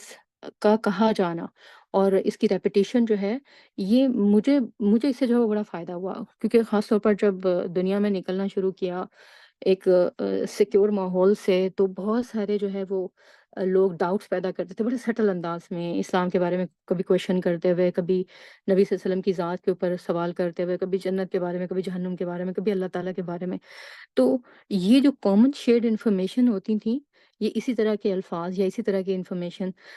پیغمبروں کے بارے میں اور اسی طرح جو ہے وہ اللہ تعالیٰ کے بارے میں، تو وہ مجھے بڑا اسٹرینگتھن کر دیتی تھی، اور جو ڈاؤٹس پیدا ہوتے تھے اللہ کی ذات کے بارے میں یا دوسری چیزوں کے بارے میں، وہ بالکل ایسے جیسے کہ آ، پانی کا بلبلا ہوتا ہے اور وہ پھٹ جاتا ہے نا، تو یہ ڈاؤٹس بھی جو ہے وہ ایسے دور ہو جاتے تھے۔ تو یہ جو ہماری جنریشن ہے، ہمارے بچے ہیں، اور ظاہر ہے کہ ان کو ملٹی فیتھ کمیونٹیز میں نکلنا ہوتا ہے، تو ضروری یہ ہے کہ ہم اپنے بچوں کو یہ باتیں بتائیں کہ آمین دیکھو یہاں یہاں ان سب میں بھی ہے، اس کا مطلب یہ ہے اللہ تعالیٰ نے ہی وہ مذاہب جو ہیں ان کو بھی ان کے جو پیغمبر تھے ان کو بھیجا تھا، اور دیکھو یہ کامن چیزیں ہیں، یہ چینز ہیں جو چلتی چلی آ رہی ہیں، ہمیں اپنے اوپر جو ہے وہ اسٹرینگتھن اپنے عقیدے میں، اپنے نظریات میں، اس میں جو ہے وہ یقین جو ہے وہ پیدا کرنا ہے اس طریقے سے۔ تو انشاءاللہ جو ڈاؤٹس کا سلسلہ ہے، جو ہمارے بچے جس کا سامنا کرتے ہیں، اور ہمیں بھی ان سے جو ہے وہ ڈر ہوتا ہے کہ وہ کہیں جو ہے وہ بگڑ نہ جائیں، تو اس سے جو ہے وہ ہمیں انشاءاللہ بہت بڑے حد تک جو ہے وہ ہمیں نجات مل جائے گی۔ تو مناجات کا جو تعارفی پروگرام تھا، اس میں ہم نے جو ہے وہ ایک چیز ڈسکس کی تھی، وہ یہ تھی کہ جو وائس ٹیکنالوجی ہے اس کو آپ نے سیریس لینا ہے، آوازیں آپ کے اوپر اثر کرتی ہیں، ان کی گونج اثر کرتی ہے، ان کی وائبریشن جو ہے وہ اثر کرتی ہے ہمارے دل پر، ہمارے دماغ پر، ہمارے جسمانی خلیوں پر، ہماری گروتھ ہوتی ہے، یا پھر ہم کمزور ہو کر بیمار ہو جاتے ہیں۔ تو لہٰذا ان الفاظ کو، مناجات کے الفاظ کو اگر آپ اونچی آواز میں ادا کریں گے نا، ایون نمازوں میں بھی اتنا اونچی ضرور کہیں کہ آپ کے کان ان الفاظ کو سن رہے ہوں، اور پھر اس کے بعد آمین بھی اونچی آواز میں کہیں گے، تو آپ کے اندر یہ جو بے چینیاں ہیں، بے یقینیاں ہیں، بے قراریاں ہیں، ان سب کے اوپر اوور کم کرنے میں آپ کو جو ہے وہ آسانی رہے گی۔ اللہ تعالیٰ جو ہے وہ ہمیں جس طریقے سے موٹیویٹ کرتے ہیں نا، اور اللہ کے پیغمبر نے جس طریقے سے ہمیں موٹیویٹ کیا ہے، دنیا کا کوئی انسان نہیں کر سکتا، کیونکہ جب ہم ڈاؤن ہوتے ہیں نا، ہم چاہتے ہیں کوئی ہمیں اپلفٹ کرے، کوئی اچھی بات کرے کہ ہمارا مورال بلند ہو، لیکن جو مورال اللہ کا رسول جس طریقے سے اللہ نے اس کو جو ہے وہ ہدایت کی اور وہ بات ہم تک پہنچاتا ہے، اور ہم اس سے جو ہے وہ اپلفٹ ہو سکتے ہیں، وہ کوئی اور انسان نہیں کر سکتا۔ اور یہ الفاظ اللہ کے نبی صلی اللہ علیہ وسلم کو اللہ تعالیٰ نے خود سکھائے ہیں آمین کے۔ تو یہ آمین جو ہے یہ ہماری تسلیوں میں اضافہ کرتا ہے، تو لہٰذا اس کے بارے میں آپ نے جو ہے وہ ام، کسی بھی قسم کی سستی کا مظاہرہ نہیں کرنا، خاص طور پر جب جو ہے وہ یہاں تک پہنچنا ہے۔ تو امید ہے کہ آپ جو ہے وہ بور نہیں ہوں گے۔ لاسٹ بات ہے سمپلی کہ آپ نے بہت کچھ جو ہے وہ گین کیا ہوگا، لیکن یہ یاد رکھیں آپ نے علم کے میدان میں پہلا قدم رکھا ہے۔ سمجھ لیے کہ آپ نے علم کے سفر میں پہلا جو ہے وہ پودا لگایا ہے، اور وہ ہے القرآن کا۔ اور یہ القرآن کا مطلب یہ ہے کہ سورۃ فاتحہ قرآن کی ماں ہے، قرآن کی جڑ ہے، قرآن کا جتنا علم ہے وہ اس سورۃ سے نکلا ہے۔ اب اس کے بعد اتنا بڑا جو ہے وہ علم لینے کے بعد آپ کو پتہ ہے کہ آپ کتنے امپورٹنٹ ہو گئے ہیں، کتنے خاص ہو گئے ہیں، اور کون سا درجہ ہے جو آپ نے پا لیا ہے۔ تو یہاں پر اب ضرورت کیا پڑتی ہے ہمیں کہ ہم اپنی پروٹیکشن کا اہتمام کریں، کیونکہ ہمیں جب ہم بیمار ہو جاتے ہیں نا، تو ہمیں بیکٹیریا، وائرس، ان سے بچاؤ کا اہتمام کرنا ہوتا ہے، بلکہ اس سے پہلے ہی کرتے ہیں ہم۔ ڈیزیز، ہارٹ ڈیزیزز بھی، ایول آئی بھی، جادو بھی، یہ سارے شیطانی اثرات، یہ سب کچھ ہے، یہ برائیاں، یہ نیگیٹو فورسز ہیں ہمارے ارد گرد موجود ہیں، ہمیں ان سب سے جو ہے وہ اہتمام کرنا ہے اپنے بچاؤ کا۔ اور اگر ہم آگے بڑھیں گے تو بچاؤ کر لیں گے، جہاں کھڑے ہیں نا یہیں پہ کھڑے رہیں گے تو نہیں کر سکیں گے۔ تو لہٰذا ہم نے جو ہمارا یہ جو مناجات کا سلسلہ تھا، یہ تو الحمدللہ اپنی تکمیل کو پہنچا، سورۃ فاتحہ، اور لیکن اس کے بعد ہم نے اس سفر کو جو ہے وہ کمپلیٹ کرنا ہے، آگے بڑھنا ہے، یہاں رکنا نہیں ہے۔ ہمیں آگے بڑھنا ہے، اور آگے بڑھنے کے لیے سب سے پہلے ہمیں اپنی حفاظت کا انتظام کرنا ہے۔ لہٰذا ہم نے آپ کے لیے ارینج کیا ہے انشاءاللہ کہ یہ جو عید الاضحیٰ ہوگی، تو عید الاضحیٰ کے فالوئنگ ویک سے ہم ایک کورس شروع کریں گے جو کہ ہوگا اذکار الصباح کا، یعنی کہ صبح کے ٹائم کے جو اذکار ہیں، جو صبح کے ٹائم کی پروٹیکشن دعاز ہیں، یہ ہم چھوٹی چھوٹی کم از کم 6 سیشنز انشاءاللہ ہمیں اویلیبل ہوں گے گرمیوں کی چھٹیوں سے پہلے، تو وہ آپ کے ساتھ جو ہے وہ شیئر کریں تاکہ آپ اس سے جو ہے وہ فائدہ اٹھائیں، اپنی حفاظت کا انتظام کریں، اور اس حفاظت میں جو ہے وہ بیماریوں سے حفاظت ہو، ڈیزیزز جو ہارٹ ڈیزیزز ہے وہ بھی ان سے بھی حفاظت ہو، آپ کی ایول آئی جو نظر بد ہے یہ اس سے بھی جو ہے وہ آپ کی حفاظت ہو، پھر اس کے ساتھ ساتھ جادو اور سحر کے جو اثرات ہیں، شیطانی اثرات اور وسوسے، ان سے جو ہے حفاظت ہو۔ دیکھیں شیطان کو نا، جو لوگ دین میں آگے نہیں بڑھے ہوتے نا، ان کے اوپر وہ زیادہ توجہ نہیں دے رہا ہوتا، وہ کہتا ہے یہ میرے ہی بندے ہیں، کوئی مسئلہ نہیں، ابھی آگے نہیں جا رہے نا، پیچھے ہیں تو میرے ہی ہیں۔ جیسے ہی آپ آگے بڑھتے ہیں اب اس کو ٹینشن شروع ہو جاتی ہے، اب یا تو یہاں سے آپ نے آگے جانا ہے یا یہاں سے پیچھے جانا ہے۔ اب اگر جہاں پر آپ کہیں نا نہیں نہیں میں نے لے لیا ہے سورۃ فاتحہ کافی ہے، واقعی ام القرآن ہے، اس میں تو اتنا نالج ہے، بس اسی پہ غور کر لوں تو بہت ہے، تو یہاں پر آپ کھڑے نہیں رہ سکیں گے۔ شیطان آپ کو اتنی زور سے پش کرے گا کہ یا تو آپ جہاں پر پہلے تھے وہاں پہنچ جائیں گے یا اس سے بھی دور جو ہے وہ پہنچ جائیں گے۔ تو لہٰذا اس کا مقابلہ کرنے کے لیے ضروری یہ ہے کہ آپ نے جو سفر شروع کیا ہے اس میں قدم بقدم آگے بڑھتے رہیں سہولت کے ساتھ۔ ہم سب کے ساتھ ظاہر ہے کہ مسائل ہیں، ضروریات ہیں، کام ہیں، تو ہم نے ان کے اندر سے نکلتے ہوئے ہی اور ان کو اپنے ساتھ رکھتے ہوئے ہی جو ہے وہ اپنے جو علم کا سفر ہے اس کو طے کرنا ہے، جو ہماری آخرت کی منزل ہے اس کو اپنے لیے آسان کرنا ہے، اللہ تعالیٰ کے انعام یافتہ لوگوں میں شامل ہونے کا جو ہم نے ارادہ کیا ہے اس کو پایہ تکمیل تک پہنچانا ہے۔ تو اس کے لیے جو ہے وہ سب سے پہلی ضرورت کیا ہے کہ ہم اوپر جو بلندی کا سفر طے کرنے والے ہیں تو اس میں اپنی جو حفاظت ہے اس کا انتظام کریں، اپنی سیفٹی بیلٹ جو ہے وہ اس کو باندھ لیں، اور وہ پروٹیکشن کی دعاؤں کے بغیر ناممکن ہے، اور یہ اللہ کے نبی صلی اللہ علیہ وسلم نے ہمیں خود سکھائی ہیں۔ خاص طور پر قرآن کے طالب علم کو تو یہ دعائیں ضرور ہی مانگنی ہیں اور ضرور ہی جو ہے وہ اپنے ساتھ رکھنی ہیں۔ پھر آج کے اس سیشن میں ہم نے یہ سیکھا ہے کہ اللہ سبحانہ تعالیٰ کو اس کے مقام اور مرتبے کے مطابق پکارنا ہے، حسن ظن کے ساتھ مانگنا ہے، حضوری قلب ہو، یعنی جو مانگا جا رہا ہے دل اور دماغ اس کی طلب کو محسوس کر رہے ہوں، عذاب جہنم سے نجات کی امید رکھنی ہے، سورۃ فاتحہ کی تلاوت کرنی ہے اور اس کی تلاوت کرتے ہوئے عذاب جہنم سے پناہ مانگنی ہے اور عذاب جہنم سے نجات کی امید رکھنی ہے، آمین کو کہتے ہوئے اس پر غور کرنا ہے اور اس میں التجا کا انداز لانا ہے، اور اتنی آواز میں کہنا ہے کہ کان کم از کم اس کو محسوس کر سکیں۔ اب سورہ فاتحہ کی تکمیل پر مناجات کا وہ سلسلہ جو کہ ہم نے 6 ہفتے پہلے شروع کیا تھا وہ بھی مکمل ہوا۔ اس سفر میں ہم نے پلان کیا تھا کہ ہم اللہ تعالیٰ کے ساتھ دوری اور خاموشی کے رشتے کو قربت اور سرگوشی کے رشتے میں بدلیں گے، لہٰذا اس سفر کے اختتام پر ہم اللہ سے دعا کرتے ہیں کہ یا اللہ آمین ثم آمین، اللہ ہماری دعاؤں کو سن لے اور ایسا ہی ہو جیسا ہم نے مانگا ہے، اور ہم نے اس سفر میں جتنے بھی نیک ارادے ظاہر کیے ہیں، جو بھی پلان کیے ہیں، ان کو تکمیل تک پہنچا، اپنی رحمت کے ساتھ ہمیں سیدھے رستے پر چلا، ہمیں انعام یافتہ لوگوں کا ساتھ نصیب فرما، اور جن لوگوں پر تیرا غضب نازل ہوا ان کے رستے پر چلنے سے ہمیں بچا، اور گمراہوں کے رستے پر چلنے سے بھی ہمیں بچا، آمین ثم آمین۔ مناجات کا سفر تو ختم ہوا، لیکن علم کا سفر ابھی جاری ہے۔ اس رستے میں کوئی ٹھہراؤ نہیں ہے، کوئی پڑاؤ نہیں ہے، یہ سفر ختم نہیں ہوتا، یہ لحد تک جاری رہتا ہے، اپنی قبر تک ہم نے اس سفر کو جاری رکھنا ہے،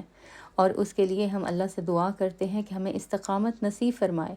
کیونکہ جہاں ٹھہریں گے، جہاں رکیں گے، شیطان اتنی زور سے پش کرے گا کہ جہاں سے سفر کا آغاز کیا تھا وہیں جہاں پہنچیں گے، یا ہو سکتا ہے اس سے بھی دور چلے جائیں، لہٰذا ہم نے یہاں رکنا نہیں ہے، ہم نے یہاں پڑاؤ نہیں ڈالنا، ہاں تھوڑا سستا سکتے ہیں، بریک لے سکتے ہیں، پھر اس کو جو ہے وہ شروع کر سکتے ہیں، لہٰذا ہم نے بھی اپنے علم کے سفر کو جاری رکھنا ہے۔ اور دوسری بات جو ہے وہ یہ ہے کہ جب ایک ننھا سا پودا زمین سے نکلتا ہے تو اس کو ایکسٹرا کیئر کی ضرورت ہوتی ہے، اس کو زیادہ دھوپ سے بھی بچانا ہوتا ہے، تیز ہوا سے بھی بچانا ہوتا ہے، کیڑے مکوڑوں سے بھی بچانا ہوتا ہے، لہٰذا اس کے لیے ڈفرینٹ قسم کے سٹیپس لیے جاتے ہیں۔ تو علم کے جس چھوٹے سے ننھے سے پودے کو لگایا ہے ہم نے، اس کی حفاظت کے لیے بھی ہم نے کچھ خاص طریقے اپنانے ہیں، اور وہ طریقے ہمیں سنت سے پتہ چلتے ہیں۔ اللہ کے نبی صلی اللہ علیہ وسلم نے ہمیں صبح شام کی دعائیں سکھائی ہیں، لہٰذا علم کے اس سفر پر مزید آگے بڑھنے سے پہلے ہم نے ان خاص دعاؤں کا اہتمام کرنا ہے، ان کی پروٹیکشن لینی ہے، ان کی شیلٹر لینی ہے۔ اور اسی کے لیے ہم نے عید کے بعد ایک چھوٹا سا پروگرام اس کو پلان کیا ہے حصن المؤمن کے نام سے، یعنی مومن کا قلعہ۔ مومن کی کیسے پروٹیکشن ہو سکتی ہے، کیسے اس کو شیلٹر مل سکتا ہے، کیسے اس کی حفاظت ہو سکتی ہے، یہ ہم اللہ کے نبی صلی اللہ علیہ وسلم کے الفاظ اور دعاؤں سے سیکھیں گے۔ اور آپ اپنا ارادہ اور پلان ابھی سے کر لیجئے کہ انشاءاللہ عید کے بعد 28 جون آئے گا فرائیڈے، اس کو ہمارا پہلا پروگرام ہوگا اس کا۔ تب تک کے لیے اللہ تعالیٰ کی امان میں اللہ تعالیٰ آپ کی حفاظت فرمائے۔ مناجات کا یہ سلسلہ جس میں ہم نے بہت ساری دعائیں سیکھیں، ذی الحجہ کے ان دنوں میں ان کو اپنے ساتھ رکھیں، کثرت کے ساتھ مانگیں۔ بہترین دن ہیں اللہ کے ذکر کرنے کے، عبادات کرنے کے، دعائیں کرنے کے، اللہ سے مناجات کرنے کے اور اللہ کے قریب ہونے کے۔ اللہ تعالیٰ ہمیں ان دنوں سے بھی بھرپور فائدہ اٹھانے کی بھی توفیق دے، اور جو علم ہم نے سیکھا ہے اس کو اپنے عمل میں پیدا کرنے کی بھی توفیق دے، شیطان کے رستے پر چلنے سے ہمیں بچائے۔ ربنا تقبل منا انک انت السمیع العلیم وتب علینا انک انت التواب الرحیم۔ سبحان ربک رب العزة عما یصفون وسلام علی المرسلین والحمد للہ رب العالمین۔ السلام علیکم ورحمۃ اللہ وبرکاتہ۔ الحمد لله رب العالمين الرحمن الرحيم مالك يوم الدين إياك نعبد وإياك نستعين اهدنا الصراط المستقيم صراط الذين أنعمت عليهم غير المغضوب عليهم ولا الضالين